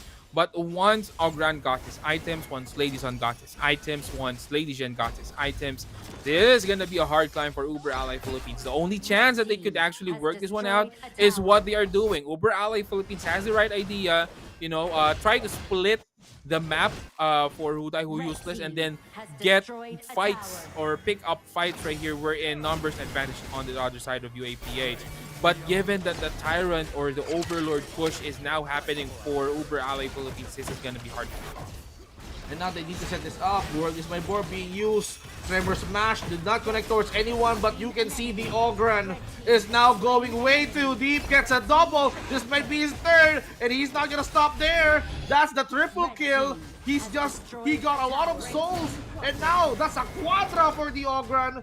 Make this his fifth kill, but the crystal just exploded. Game number 1 goes to Who Die Who Useless. Yeah, Who Die Who Useless doing a good job, but props to UAPH as well. I mean, in terms of fight, they really put up a good fight. But what Who Die Who Useless actually did was just to abuse their timing. They know that they're strong. Maybe on the late game, once Arlie got his items, they could have, or UAPH could have had a chance. But the thing is, that's a problem. Who Die Who Useless did not allow Arlie and the rest of UAPH, the team UAPH, to get their timings. They forced out. They know that they're strong in this time. We have the Tyrant. We could push this one out and we could finish the game. And that's what Who Die Who Useless actually did. Now, for the side of UAPH, no need to be sad. they put up a good fight. But the thing is, I think they need to utilize their draft or utilize heroes better for them to get a better draft right here. So let's see how this both teams will actually manage to adjust from this game one. What do you think about our first game, Vinci? I am not gonna stop from expecting a game number 3. But before I said my opinion, let's talk about who contributed a lot towards this game. It was Ryogi. Remember this guy? He was doing so well in the 1v1s, but this time around, he is back. He brought his team and they're trying to climb into the grand finals. Just look at the amount of the assists coming in from Ryogi. 9 assists, 2 kills. He died once. 79, almost 80k damage coming in from the Lady Sun. Even though he got picked off, it doesn't matter because he contributed a lot towards the team fight, and Ryogi is our MVP. So Ryogi here will be the guy that we need to talk about. So I think earlier, right, he did not, unfortunately, he did not win up against the 1v1s, but seems like they're just one win away. That's actually correct. And I think, Ryogi right here just got this pent up frustration of losing on the 1v1s, and no, I'm gonna play a good game right here on the 5v5s, and yet he did. He might not get that 1v1 win, but maybe he could actually push Who Die Who Useless, his team, onto the grand finals, which is an interesting storyline that we could see later on. But here comes the scoreboard again. Arlie's having problems dealing with who the target would be. There's a lot of priority targets that you need to solve. And, Sonya has his hands full. Basically, he's just picking, who do I need to kill first? Because looking at how the draft goes for the side of UAPH, there are only 2 major damage dealers, I would say. Sunche is not much of a damage dealer. He could actually deal damage over time. Damage can build up. But given the potential, the burst potential on the side of, Who Die Who Useless, that makes UAPH a little bit of a disadvantage because they need to get the targets down. Who would I pick first? Do I need to get Lady Sun first? Do I need to get Ming first? Or Lady Zhen maybe? Or maybe Ogran? There's a lot of priority targets that they need to solve first, and they do not have that much utility to solve the priority targets that they need to get on Who Die Who Useless. I would say, in a way, Who Die Who Useless actually outdrafted UAPH, and I'm interested to see on how UAPH could actually use this experience onto the game 2 so that we could actually see a game 3 later on. All right, so that makes sense. So that's why Ryogi is specialized on using the Arlie and the Marco Polo earlier on, because he's a natural farm laner. And with that Lady Sun, he just needs his team in order for him to maximize his damage output. So we see how they work out, but for me, this series cannot go on scratch. So if we can observe the brackets, both of these teams suffered 1 loss in their round 2 matches. So Who Die Who Useless, yes, they won twice, but when they faced Ming Squad Gaming, they gave Who Die Who Useless their first defeat. Same with Uber Allies PH. So this game number 1 might not be their game, but when they learned their lesson, or once that they saw what they could possibly bring to the table, they could learn from that mistake and make their draft better. So I'm expecting a game number 3 on this series. That's actually correct. And as what I've said, I'm excited to see a game number 3 as well right here, Vinci. I think UAPH, again, just needs to improve on the draft. Maybe give a little help. Lamb is actually a good help, But the thing is, sometimes Lamb just goes in, I would say, out of timing, They're just, he likes to go in. Lamb is actually good or better if you would actually go from the back lanes. Maybe if you could surprise someone from the back lanes, getting that quick kill on Ming or maybe Lady Sun, and then Arlie could prioritize the other targets. So that could be a good, a good strategy to deal with Who Die Who Useless. But the thing is, on the other hand, you have the Liu Bang to actually consider as well, because if Lamb goes in, it's just simply Liu Bang, doing his OT, protecting some who is being gone on. You cannot target Lady Jen. So there's really not much option for this Lamb to work on the side of UAPH. So I think that's what I've said. Who Die Who Useless actually drafted well. UAPH has that skill. They can actually, we could see a while ago, they could actually fight properly right here. But I think they could improve more on, maybe picking a better hero wherein it could be easier to execute. That's how I would put it right there. Well, you can see how UAPH fight back. So I am expecting that they will be, bringing out a better draft. Yeah. In order for them Hopefully, to yeah. at least nail this game number 2 and force a game number 3. Who Die Who Useless somehow, I think they are also feeling that kind of pressure. Okay, Lady Sun and Ming did kind of work, but if I am the UAPH, since there's no draft yet, I will not be giving the freedom for the Lady Sun earlier to pick the early. So we've seen Sonja utilize the early well, but if this early goes to the hands of Who Die Who Useless, I think they still had that combination that can make the early work as painful as they can. So let's see on how things will work out here on our second game. That's actually correct. Let's see how this will do. As what I've said earlier, the draft is actually very important for both teams in this level of the game.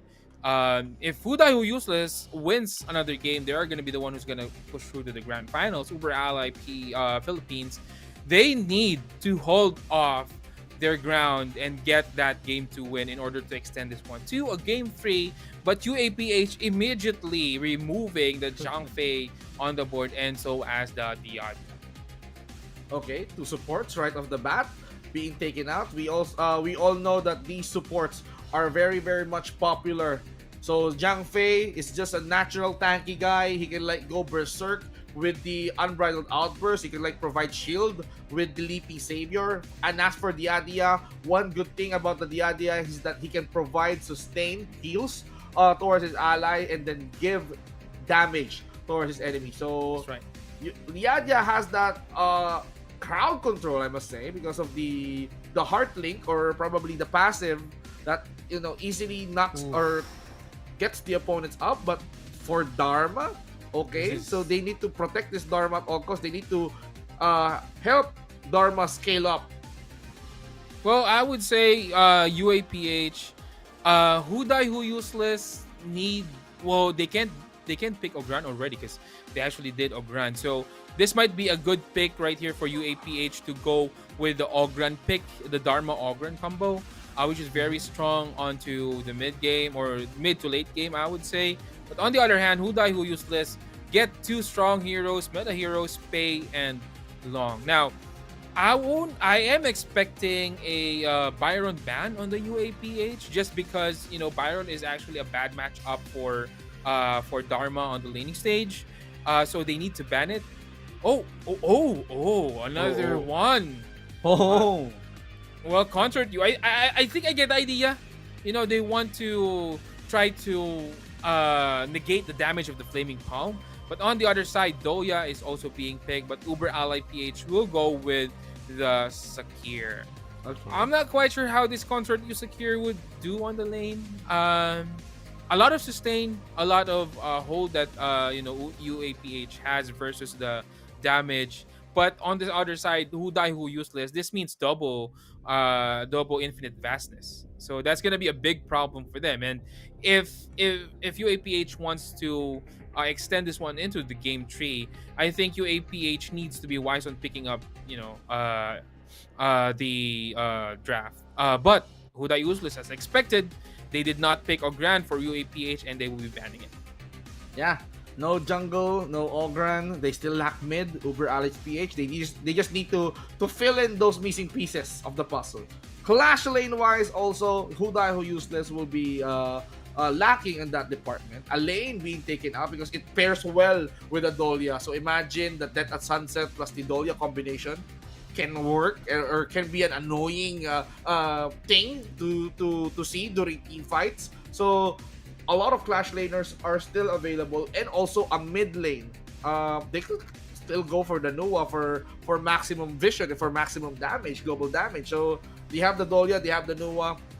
They can like work that thing out, but they go for okay.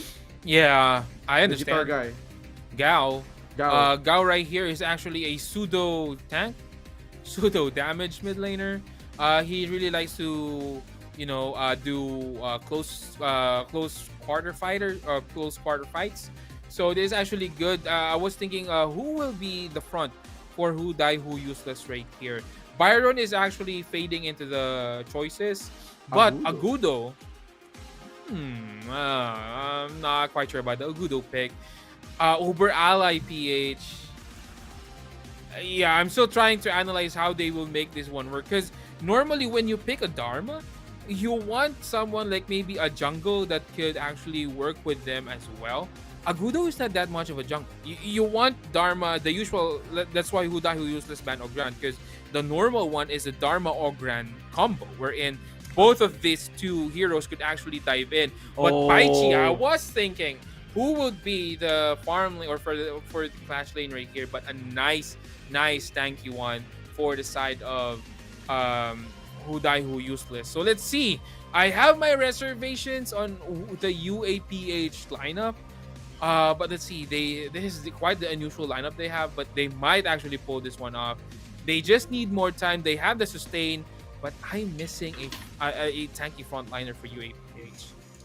Okay, so I definitely agree with what you said. They're lacking in the durability department. So Dharma, we all know that this guy is on a clash lane, but he needs to farm his items up. So he can deal damage. He needs to at least build some defense in order for him to withstand the damages that is coming from the members or the heroes that the Who Die Who Useless has. But if we're gonna be pairing up Baichi and a Dharma on a clash lane, so who has the advantage here? Because Baichi can just tank every damage, and the damage source that he has will be coming from the Blood Echo itself. Exactly. So let's see now. It's gonna be game 2 of our best of 3 series. It's gonna be a do or die for UAPH. Let's see if they can pull this one off and extend this series onto a game 3 long. Now trying to there is gonna be a forced out flash, and that's gonna be first blood. UAPH. Who needs a tank when we are aggressive? No need for a tank. We will bring the fight to them. And now they're not even stopping. I mean, just look at how the members of the UAPH is handling the situation very, very well. They're just relying on sustainability. You have the U1, you've got the Sakir, so you just expect for them to heal non-stop. And also, Agudo can provide heals. So it's all about the heals for the side of UAPH. So when we stick together, that's where we shine the most. So that's why they get the first blood. Nice slow coming in from the Tragic Beauty, plus the Mulberry Power, holding the Long into place. Who Die Who Useless suffered a casualty in the form of Long. Exactly. Pay right here might be a threat. Doya is actually doing a good job of just scouting who's coming in. They're gonna find Doya, but Doya will just jump and swim away out of danger. And again, the rotations is just too fast right here for UAPH. Who Die Who Useless needs to keep up from their rotations, but the lanes are a little bit stabilizing right now. Let's see who will have the advantage on the long game right now. Level 4. Now, Sonja has the vaulting shot, and still, there's no infinite basses. They can still go for the kill. That first blood did work so well, and it did delay the XP or the level coming in from the Long, but Dolia just came into the rescue. He's just trying to at least go for the pull, go for the sustain coming in from the Long, so he will be at ease for now as he tried to reach level 4. So he's just, a lane away, a minion wave away for getting that infinite bossness. That's correct. This is actually kind of tricky. I was thinking, I'm doing a little bit of a research while you were actually giving out that analysis, but I could say that this Baichi pick is actually hold that thought. Gao might be in danger. Almost an ending sorrow right there. But going on to that thought, Baichi is actually a direct combo to Dharma. The reason why Dharma cannot actually stay on the lane is because Baichi counters him heavily. The Blood Echo that he has, as per the terminology and the the description of Blood Echo, is that this has a chance to trigger when Baichi is actually taking damage. Yes. And Dharma is actually dishing out a lot of damage in his Truth Mantra and his skills. So this means that there is a higher chance that Blood Echo will trigger as many as possible once Dharma uses his skills, once Dharma uses his Truth Mantra. That's going to be a very, very big problem if they want to fight in. So they need to, UAPH needs to be careful right here on how they will actually take this fight. Maybe get the back lanes first and then get the kill, but they don't need to concentrate on Dharma or on Baichi, because this might, backfire on them.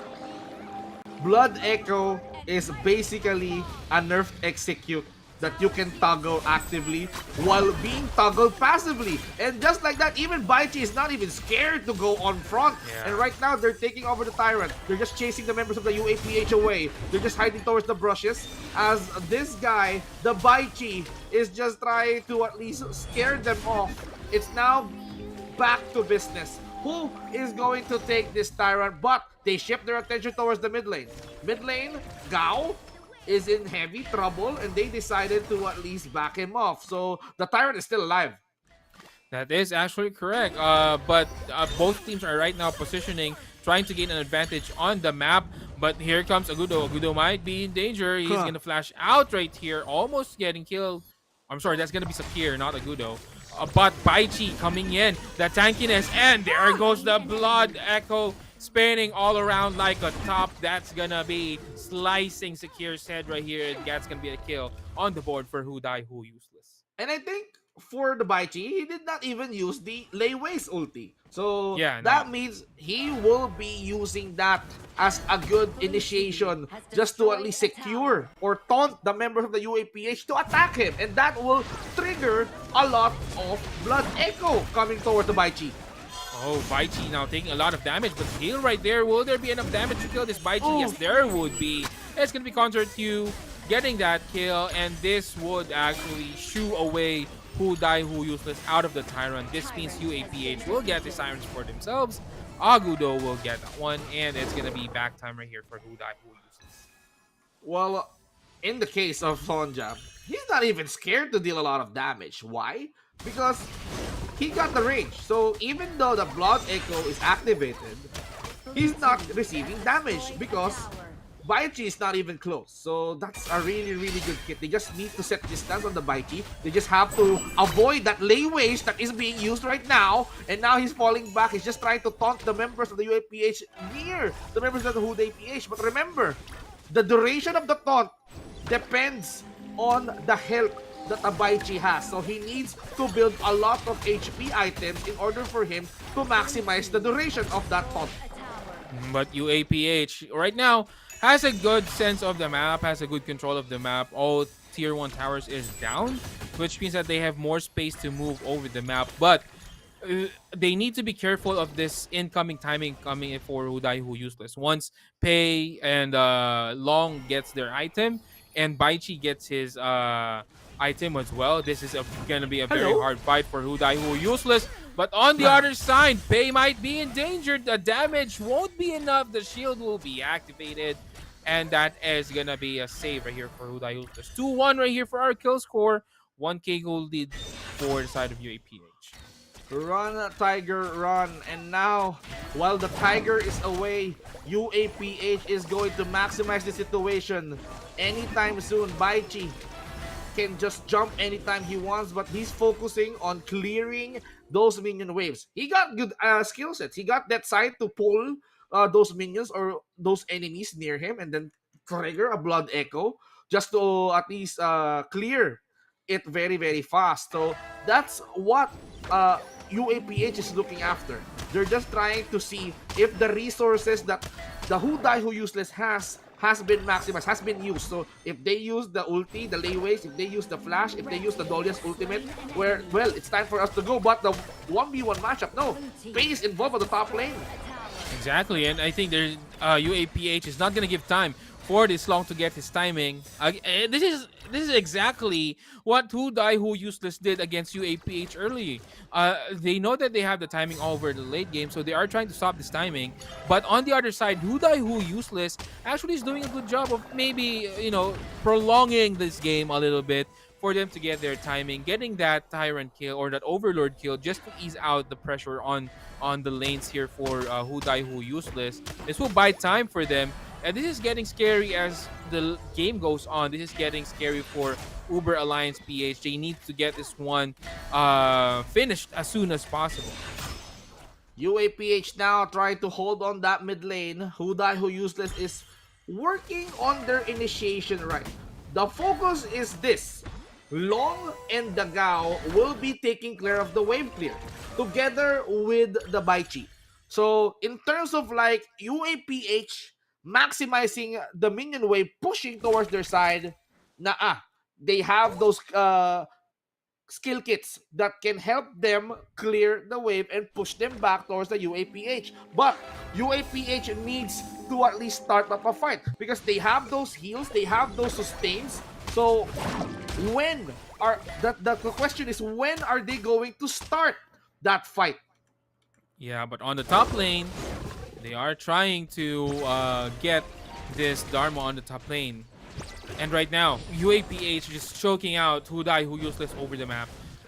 They don't have any space right here. They need to take a fight, and this fight would actually be, I think, a deciding factor if this game will end early or will not end early. But UAPH just going back, playing it safe. They don't want to overextend their staying. Speaking of overextend, the push coming in for the side of UAPH is just, but there goes Baichi just slicing the head of this U1 pick, and that is gonna be one kill for the side of Who Die Who Useless, and they are gonna continue the rampage all over onto that mid lane. They're gonna try to find this Dharma and chase him down back to his base.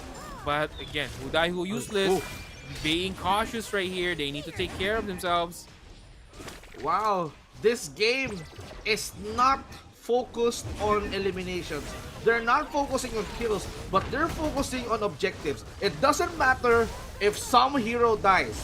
We just need them to go back to base so we can maximize the space. And now, as the Who Die Who Useless took the Overlord, UAPH will be taking the Tyrant, and now they have to fight.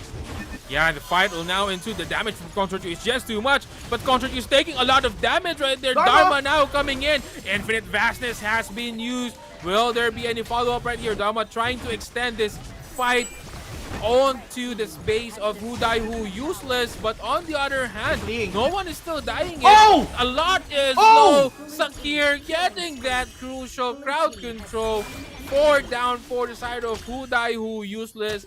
This might be it, Vinci, if Long cannot hold them out long enough to get the crystal or to get his teammates back on the game. This might be a big problem for them. No time to waste. UAPH. They are gonna get this one, Vinci.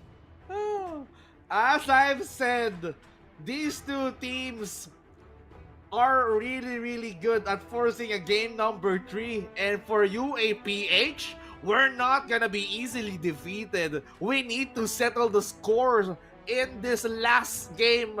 Game number 3 for UAPH. This is our last hurrah. We need to win this in order for us to steal the momentum that was built by the Who Die Who Useless in game number 1. That was wonderfully executed, and the fight happened towards that Tyrant side was very flawless. The Dharma, the Agudo, the Zakir sustain, it was a thing of beauty.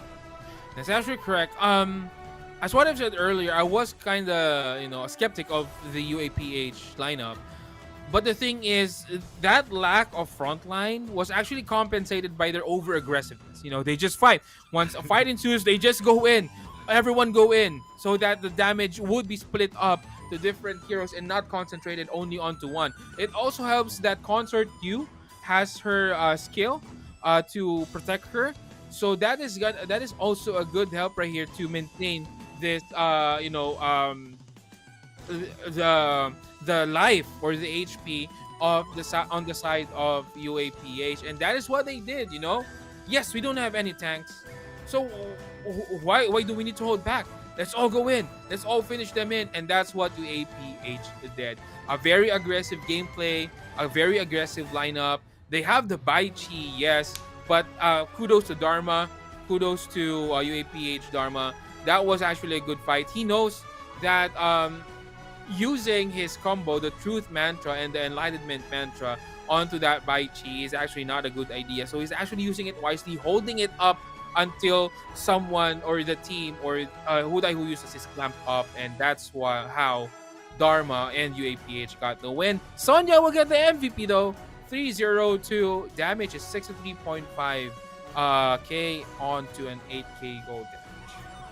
Well, for Sonja, it's all about the damage. So if I am Sonja, I can produce these scores because I'm not even scared of that. Why? Because naturally, my hero has the protecting winds. So I just need to build a lot of damage. I have a vaulting shot just to distance myself towards the opponent or the enemy heroes. But the thing is, I got my team. I got Sakir, I got Yuan, I got Agudus Wildgrowth to back me up. So even the Dharma is not even scared to go in. And you mentioned it. He's not using the Truth Manta towards the Baichi. During that last fight, it was Dolia, it was Gao who received that punch on the wall, and then it cost them the straight push towards the crystal, and that's how they end it in style. That's correct. Now, this is a very nice display of target priority. As what we have discussed earlier on game 1, UAPH has a lot of targets to deal with. Not this game. And this is where they actually, displayed their prowess on target priority. They know when to come in, they know when to go out, and that is why UAPH got the win right here. If you would see, the team fight is almost green all across the board for UAPH because they're just really clamping up. They know that they can snowball. They have the Agudo, they have the sustain coming in for Yuan. They have the HP, so they could actually just go in. They just need to do: win a team fight, snowball into a lane, pressure the lane. If we could finish it, then we will finish it, and that's what UAPH did. And they know that the Baichi, yes, you may be respecting the capability of a Baichi to deal or to be a tank, thanks to the Reaper's Revenge and the Blood Echo, but he still needs items. So as I've seen the items, he still lacks on those items. He cannot maximize the layway stunt duration. The HP wise was still on that threshold where Concert U can burst him out. So Baichi and the rest of the other heroes lack time. So when the members of the UAPH won that single team fight towards the Tyrant side, even though they got the Overlord, they don't even care. Once that those heroes are out, we can go for a straight push and then win. So it's all about sticking together, UAPH. Not only sticking together, but also trying to deal damage all across the board. I think what we missed right here, Vinci, is the sustained power that UAPH has. They have the Sakir, they have Yuhuan, they have Agudo. All of those have EOS. And that's going to be a very big... And considering the lineup of Hudai, who used this right here, they have Long, they have the Pei, they have the Gao. Question is, can they do DPS damage? Because in terms of heroes who can counter healing heroes, you need to deal consistent damage. And that's not what Long, that's not what Pei, and that's not what Gao is giving out. Gao, once he uses his ulti, which is his main source of damage, he needs to go back. Long, once he uses his Flaming Palm, he needs to go back a little bit. Yes, he still has the damage, but Long is not the type of hero who would just stay on the clash to deal damage to hit heroes. That's not him. Pei, on the other hand, once his skills is on cooldown as well, he does not deal that much damage as well. So I think UAPH just tried to over sustain the damage that Who Die Who Useless is giving, and they are successful in doing so. And yeah, I'm actually happy that they actually proved me wrong, because a while ago, as what I've said, I was thinking like, who will tank all this damage sticking out? But other than their aggressiveness, it's the sustain that actually helped them out in terms of this clash. Ultra sustain indeed. And I think UAPH also considered this. The members of the Who Die Who Useless, I think those heroes that they have, they lack the crowd control. They Yeah. cannot get any hero. They cannot lock any hero except for the Baichi's Leiwei's ultimate. So I can see that Long was forced. Yeah, he can use the flaming palm, but he was forced to use the riding the wind just to at least get some crowd controls towards the opponents. You can also see that they're popping that in. I mean, UAPH is signaling that okay, this Long has that riding the wind, so he's focusing more on crowd control instead of damage. So that's the reason why they're becoming more and more confident, because they know the damage isn't enough for Long, for Pei to at least win or eliminate someone from that fight. So that's how their sustain works. Exactly. We'll now go straight into draft Vinji for our game 3. Mai Shiranui Long. Also, you have Zhang Fei Dharma band right here. Uber Ally Philippines. Most likely they are gonna get the Renji right here. Maybe they might need to prioritize the Renji, because Who Die Who Useless could actually ban them out later on. But they're gonna go for the Pei Mayin lineup right here for UAPH. I like this one. The reason behind this is both of these players, or both of these heroes, are very good in invading the jungle, controlling the jungle. So this is actually a strong jungle hero on the side of UAPH. On the other side, Who Die Who Useless just trying to, secure a very good lane for this Arlie by picking up that Dia Dia. But on the other side, Dun has also been picked out. This frontline tankiness, the reach is also possible. This will actually soak out a lot of damage that Pei and Mayin can deal. Okay. So Direnji, of course, Arlie and Direnji, typical Yeah. match made that we are commonly seeing on tournaments. So Who Die Who Useless, we already had a preview on what this Arlie can do on a 1v1. And this time around, he's gonna be using this on a team play, 5v5, on a do or die series. Who Die Who Useless, I think they're utilizing all the cards that they have right now. Arlie, Dia, just imagine the possibilities. They have the gap close, they have the Dun to at least get close towards their opponents.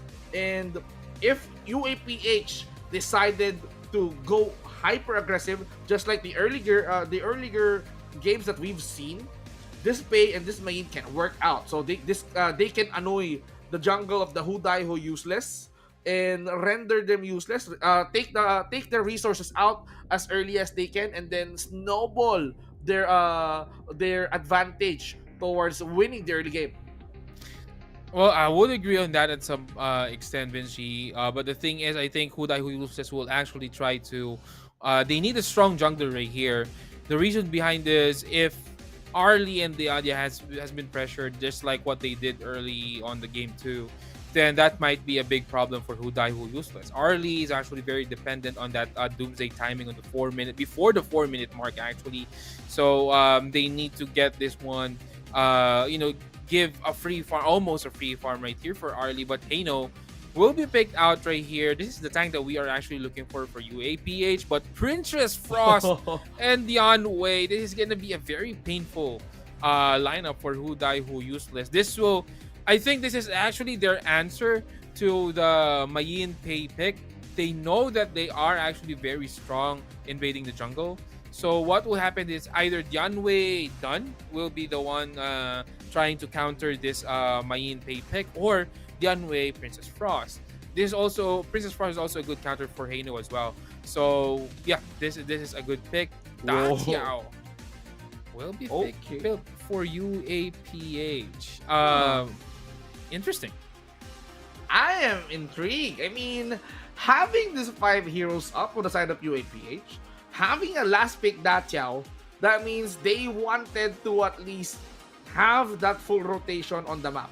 So if Pei and Mayin can go on rotate early and invade the jungle, that Chow can redirect or get into position when it comes to picking off those player or those heroes that they deem to be easily eliminated. If they wanted to take out early, there's not gonna be a problem. Or if they wanted to at least take the vulnerability of a Princess Frost using a pick-off, that's not gonna be a problem. So they're gonna be relying on the Dachao to make some plays here. And I can't wait to see how they pull this off. Last game, everybody! Who is going to go to the grand finals facing Fortune on our best of 5 tomorrow? This is very interesting to see, and right now we'll go on to our last game of the series and of the night. UAPH and Who Die Who Useless. Who will be the one who will come on top for that last grand final slot for tomorrow? On the middle lane, we're gonna see a matchup between Arlie and Hano. But a little bit of an advantage for Arlie right here. He can poke out Hano. No ults yet, so Hano needs to be careful. On the bottom lane, though, the Renji will be alone right here. I think UAPH's win condition right here is to just hold out on that aggressiveness that they have. And once they got their timings, abuse their timings is what we are talking about all night, then they could actually win this game. I mean, look at how Sonja did manage to force that Frost to go back towards the base, and now he's back towards the mid lane. So, I mean, for the Renji, it's a nice isolation, but the farm lane is back. I mean, the Arlie can focus now on poking down the members of the UAPH, but look at that. I mean, the Renji's not even scared. Even though with the Parasol being put into place, he's just trying to poke non-stop. Melodic Swing just to keep the Hino in place, but the Hino Spear is just way too annoying. That is correct. Actually, way too annoying right here. But on the top lane, that's what we have discussed earlier. Vince G is the Dun Yanwei combo right here. They wanted to maybe scout things out on the top lane and maybe invade later on, but Yanwei will try to rotate on the middle lane, maybe soaking out this creep wave that Uber UAPH actually is giving out to Who Die Who Useless. Interesting to see. This 4-minute mark will be crucial. Whoever gets this Tyrant, well, normally you do have a good advantage if you get a Tyrant at the 4-minute mark. But this may dictate the pace for both of the teams right here. So this will be a crucial Tyrant fight later on. And that's what we will check later on after 4 minutes. Good utilization of the Datiao. Having Leaping Koi Tide to spam on the entire jungle of the Who Die Who Useless. That will somehow prevent them from going in, but the Hino here was forced to use the Fate's Rewind just to save himself from trouble, and now he's gone. He's now back.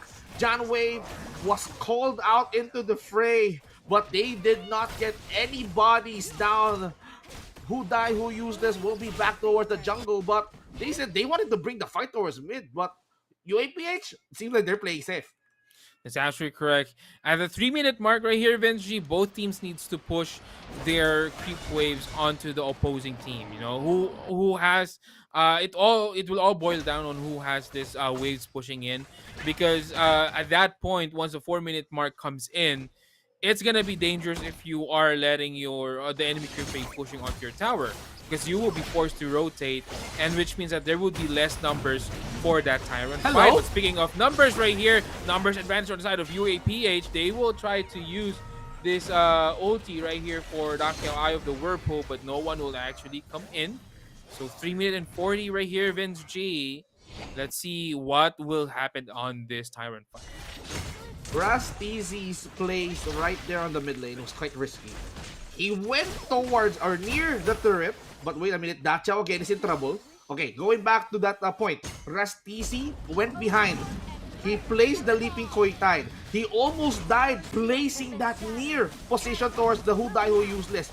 Good thing he got that Sea of Fate to go back towards the base, but John Wei will be securing the Tyrant with a smite, and they exchange objective as Pei will be securing the Overlord as well. Understandable. Very good reaction right here for UAPH. They would know that once John Wei or the rest of the Who Die Who Useless will pick or will get the Tyrant, they will invade that blue jungle. So they mirrored the action, they mirrored the movement of UAPH or Who Die Who Useless, and UAPH got that blue buff on the top. But speaking of top lane, This is going to be a tower down on the top lane, and that's going to be the first tower down for UAPH. Again, UAPH setting up the aggressiveness They're going here down. on our game. Pei, we've seen him on top, taking down turrets, and now he's going down just to at least get the Azure Golem. Fate Rewind, just to at least heal up the tower. This is really good play from UAPH. They're extending the life of this turret at mid lane, and Who Die Who Useless will be forced to back off a little bit, leaving that Parasol behind. So UAPH seems like they're not even hesitating to use the Fate Rewind as early as now, just to keep their towers or turrets safe. And now we can see Mayin going towards the bot lane just to at least knock down that turret, because he knows that it's just a simple kick away. That is actually correct. But right now, as what you have said earlier, but speaking Oh, of, there goes Winter is here, and that's gonna be a cold kill coming in for the side of Who Die Who Useless. Mayin just getting killed in the middle of Winter. But going back to your thought a while ago, Vinci, you were actually saying that they need. Oh, speaking of not giving me time to discuss things, Habibi falling down as well, and the aggressiveness from Who Die Who Useless. They learned that what UAPH aggressiveness is, and they are trying to reflect that one back to them. That's a really, really good commitment coming in from the Diadia. Melodic Swing just to keep him in place. Oh, now they're countering the Janwei. Even though with the Leap of Fury, he's still alive though. He's a tanky guy, he can run away, and he managed to get Kusanagi out into play. So, Who Die Who Useless right now, getting 3 kills, and the first blood took 5 minutes. This is their timer, right? This is where they excel. This is where they wanted to shine off, because they know that they somehow found an opening to break the defense of UAPH. Oh, but Dunn, he's gonna try to get a kill at least right here. He knows that he's gonna die, so at least get a kill.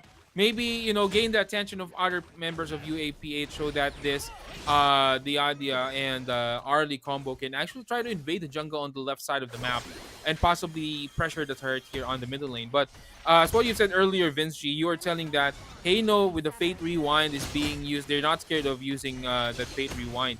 But we need to remember that Fate Rewind is a long skill cooldown. So using it haphazardly may actually trigger a clash, because when Who Die Who Useless see that they have used the Fate Rewinds already, they may find a clash right here, and that is gonna be a big disadvantage for UAPH. Well, they need to, considering the fact, they need to time the Fate Rewind very, very well. Especially Who Die Who Useless. They're very, very much aggressive right now at this rate. And now, thanks to the Eye of the Whirlpool, the Rastizi is still alive, and now they're gonna go back to win. And the turret right now being healed by the Phase Rewind, but that doesn't stop Who Die Who Useless from going in deep. And now they found the Dachao. Dachao will be forcing to use that Whirlpool to summon the allies, and there goes the backup. He now goes out. Now you see me, now you don't. Uber Alice PH right now is on the run because of how painful the skills or the AoEs coming in for the Frost. That's actually, I would say that is a good idea, but the placing of Rastizi's Eye of the Whirlpool is just not the ideal one, you know. If you would check the positioning of Who Die Who Useless just before or after the Eye of the Whirlpool has been used, they're just waiting for someone to actually pop up, and then they're just gonna go in. So they know how to counter this Datiao Eye of the Whirlpool. So I think that's one of the things that UAPH needs to be aware of, is how the usage of this of their skills. Yes, they have the good idea, but with the wrong usage, it might spell disaster for them. Again, Speaking of disaster. He got bursted. Heino, first time. The Fate Rewind did not turn him back into time, and then with the Melodic Swing kick, the turret will fall down at mid lane. So this will somehow give Who Die Who Useless some space in order for them to dominate the lane. So 4-1 score, they're leading in 4K, and I think John Wei is quite low. They're trying to at least punish him way too deep thanks to the Duranji. They're gonna mirror this one. Yeah, on the bottom lane, they're gonna try to mirror this one, trying to get a kill onto Mayin. But I think their main objective right there is a tower, which they did get. And I think a bonus if they kill this, and yes, they got the bonus as well. Who Die Who Useless is actually doing a good job of splitting attention on all over the map, and they're gonna get the tier 3 tower. UAPH is busy dealing with the Dun on the top. The Renji is busy farming. Tier 2 tower down. Heino is down. Who Die Who Useless says, we're gonna try to push this one. Let's push onto that tier 3 tower, and they did get that tier 3 turret. Welcome to the 10th minute mark of this game. That means Shadow Tyrants and Overlords has spawned. And as we can see right now, Who Die Who Useless are now confident enough to take the objectives all by themselves. Dun is just on the UAPH jungle side just to get some intel because they're just letting Jan Wei and the other members to take the objective as fast as they could, and they can even pay with a smite securing. Almost got stolen there, but Diadia will be securing Habibi. He might be smiting, but he cannot survive on that one. Yeah, definitely not surviving right there. There's a lot of burst potential right now coming in for Who Die Who Useless. Arlie, with his items up, is now a force to be reckoned with here onto the middle lane. Nice zoning out right here, and the usage of Winter is here. And right now, UAPH, the back against their walls. They need to fight this one out. They need to work something out in order for them to stay here onto the game and onto this tournament. And now the defenses are falling through. Oh, Fate 3-1 somehow will be taking tower back on the top lane. Still, Who Die Who Useless, they're gonna be knocking that off. But there's no minion wave on hand. Mid King right now is running low. If he got caught here, he's gonna be in trouble. But Faye somehow picks up the Princess Frost. And now the disengage are happening. They're just jumping in left and right. Oh my goodness, the Arlie have too much damage. He gets a double, but they're not stopping right there. They just wanted to at least maximize the space by taking down turrets. Wow, UAPH, they actually got the win right there. I mean, they had the big advantage, but the thing is they overextended. They actually got out of their base near the brush on that blue side jungle, and that is where they met their demise. Someone was actually waiting for them right there, and they actually, I mean, it could have been better if they did not chase. Maybe, you know, maybe trying to get more information on the map and buying time to get their teams back up. But Godlike Streak is now on to Arlie. Arlie, right now, Sonya is the one who needs to stop this Arlie because Arlie is just rampaging all over the map. Well, this is what we've seen on the 1v1s earlier. This kind of Arlie play. Right now, Who Die Who Useless, it seems like they have their sights set onto the crystal of the UAPH. So they are just a turret away from the crystal, but Mid King is doing a solid job utilizing the Fate 3-1, but look at the damage. The damage from Arlie. You just can't go in alone because once Arlie targets you, you're going to be falling down real quick. Just like the tower on the top lane, Who Die Who Useless. And right now, UAPH is between a hard place and a rock right here. They are going to try to survive as much as they can. Maybe prolong the game, get the items on the Renji, get the stanky items on Mid King, maybe get the items on Kusanagi as well. Get the right initiation. There's a lot of boxes that UAPH needs to check. I'm not saying it's impossible, but this is gonna be hard. It is definitely going to be hard, and as we can see right now, Who Die Who Useless, they're making it much harder for UAPH to at least respond. Done with that Rudy Blade, but he got knocked back. And now Windslash will be connecting towards the Mayin. And the Mayin, and of course the rest of the UAPH is on the run. Arlie. And now the chase is there. Arlie with the maximum damage. Yadya with the melodic swing just to keep them into place. Heino will be using the phase 3-1 just to buy some time. But look at the damage coming in. Heino did secure a kill, but that won't stop Arlie from taking this win.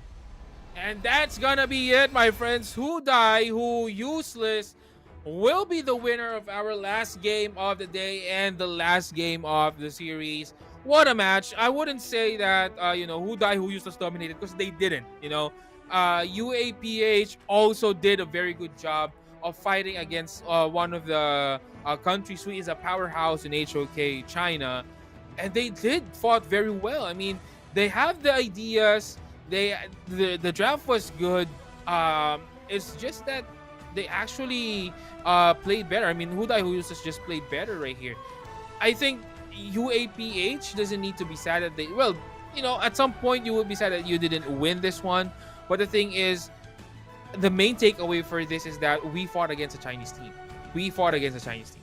And that is something that you need to be proud of. You did not go down 2-0. You did not go down lopsided. You did go down with a fight. And I think that's important. UAPH needs to just rack up these experiences, and who knows, they might show into the PKL, the regional league in the Philippines, in the next season, and maybe another season here in Clash on Air and get the championship. And this is not over for the UAPH, because I think Yeah. there's gonna be a battle for third to determine Correct. who's gonna be bringing the third place. So UAPH still is going to face Semper Parato Secret, but for our grand finals, it's gonna be Who Die Who Useless that earned a spot on the grand finals, and they will be facing Fortune tomorrow. But let's talk about who is the MVP for that game. Of course, definitely Ryogi. No, I'm gonna protest here in the streets in the Philippines if Ryogi is not the MVP. He just did what he needs to do. It's a textbook Arlie game. Farm, avoid team fights, get your items, get your timings, get into the late game, dumpster heroes. That's it. That's how you play Arlie, basically. Once you get your items, once you get your damage potential, your burst potential, then that's just an easy win right here for the side of Who Die Who Useless and for Ryogi as well. Also, it's a good thing that Ryogi has a good support system, because as what I was seeing a while ago, and we have discussed over onto the patch, that Dunn is actually his job only is to soak damage. That's just Yes. it. That's just what he did all throughout the game. He just soaked the damage. He just redirected the damage, redirected attention over the map. He doesn't care if he dies. Basically, that's the thing. As long as I give time to my Arlie, because they know that Arlie is their winning condition. So as long as I give time to Arlie, as long as I give time to Dunway, get his items up, then we will be winning. And that's what Dunn did. With the innate tankiness that he has, he just doesn't care. I mean, throw all your skills at me. We'll fight, later on. And that's the importance. And I think for you guys watching at home, one tip that I could possibly give to you is that take note of those cooldowns. Take note of the skills. Because Who Die Who Useless did do that one. They soaked damage to Dunn, and then they found a fight after that, because they know that skills are on cooldowns, and that's one way on how Who Die Who Useless actually won this game. Yeah, I mean, it's not only Dunn that soaks damage. I think we also give props to the Janwei. He's not even scared of leaping. They're just focused on building those durability items, that utility items that help them sustain or soak up damage as you speak. So Arlie was definitely the star for Who Die Who Useless in that game. But of course, I wanted to give props to the UAPH for trying, because Yeah, they tried with Mid King, utilizing that ultimate not only for himself but for the turrets that had been lost. So without the efforts of this Mid King Hano, the game will be easy. The game will be early as over. But Mid King is trying to drag the game for too long just for Sonja, just for Habibi to at least somehow farm up. So here are our updated brackets. there you go. So for our grand finals tomorrow, it's gonna be Fortune and Who Die Who Useless. Who's gonna fight for that prize, the first place or the championship prize? And then you have Semper Parato Secret and Uber Alliance Philippines. It's not over for UAPH and Semper Parato Secret. I think this will be, if not mistaken, this will be fought on off stream, if not mistaken. But hopefully we can see the matches as well for tomorrow. But yeah, this is very interesting. Semper Parato Secret and Uber Alliance Philippines will be fighting out for that third place. And as we check right now and confirm what are the schedule for tomorrow, this will be it. So it's gonna be a 1v1 grand final, best of 3. Kaney versus Enchanted Key, the winners of our 1v1s a while ago. And then we have the Street Fighter matches. So for you guys who are a fan of fighting games, then watch out tomorrow. We have our Street Fighter matches. We have the top 8 bracket matches for tomorrow. And then that's going to be grand finals for our best of 5 Who Die Who Useless and Fortune. So yeah, I think we won't see the third place battle. But these matches are exciting, Vince G. Super exciting. But even though we won't see the battle for third, but we will be definitely seeing some Street Fighter action tomorrow. So I know you guys, you guys that are fans of the Street Fighter 6 will be definitely needing to tune in on who's going to be a champion for our Clash on Air Cup for the Street Fighter. But also tomorrow is going to be the championship round for the 1v1s, the Street Fighter, and the 5v5. Graham, it's been an honor to cast with you today. We've seen a lot of good plays from the 1v1s and the 5v5s, and it was very, very beautiful. It was very, very educational to see how they played out. Plus, I wanted to see what will happen tomorrow on the 1v1s and the 5v5s. Definitely, we well, one thing that's for sure is that we're gonna see a different champion from the past 2 seasons. So that's Yes. one thing that you need to follow up, and also the Street Fighter competition. It's something new from Clash on Air. So if you guys want to follow up, just join our community, and also the grand finals, of course, for the HOK.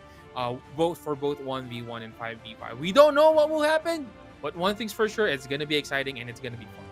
And it is going to be exciting. By the way, ladies and gentlemen, this has been Vince G and this has been Graham, by the way. Thank you, everyone, for being with us up until late in the evening. This has been Clash on Air Season 5 semifinals. See you guys on day number 2, the finals. But do remember that slots are super limited, so don't slack. Make sure to hit up Vogi's website for more information and grab your tickets now. Make sure to be there to support us, okay? I'll see you there. Bye!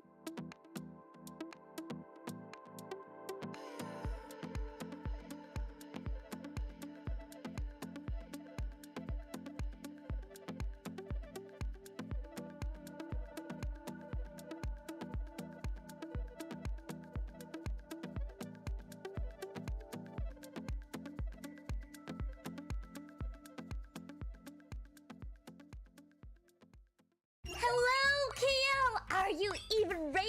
Cause Vogi Mini Tour 2025 is landing on 31st May from 4 p.m. to 6 p.m. Luna and the Vogi girlies will be there, probably yelling or singing or both. So there are 2 types of tickets. Standard if you're chill, and gold if you're feeling like, hey, I wanna see my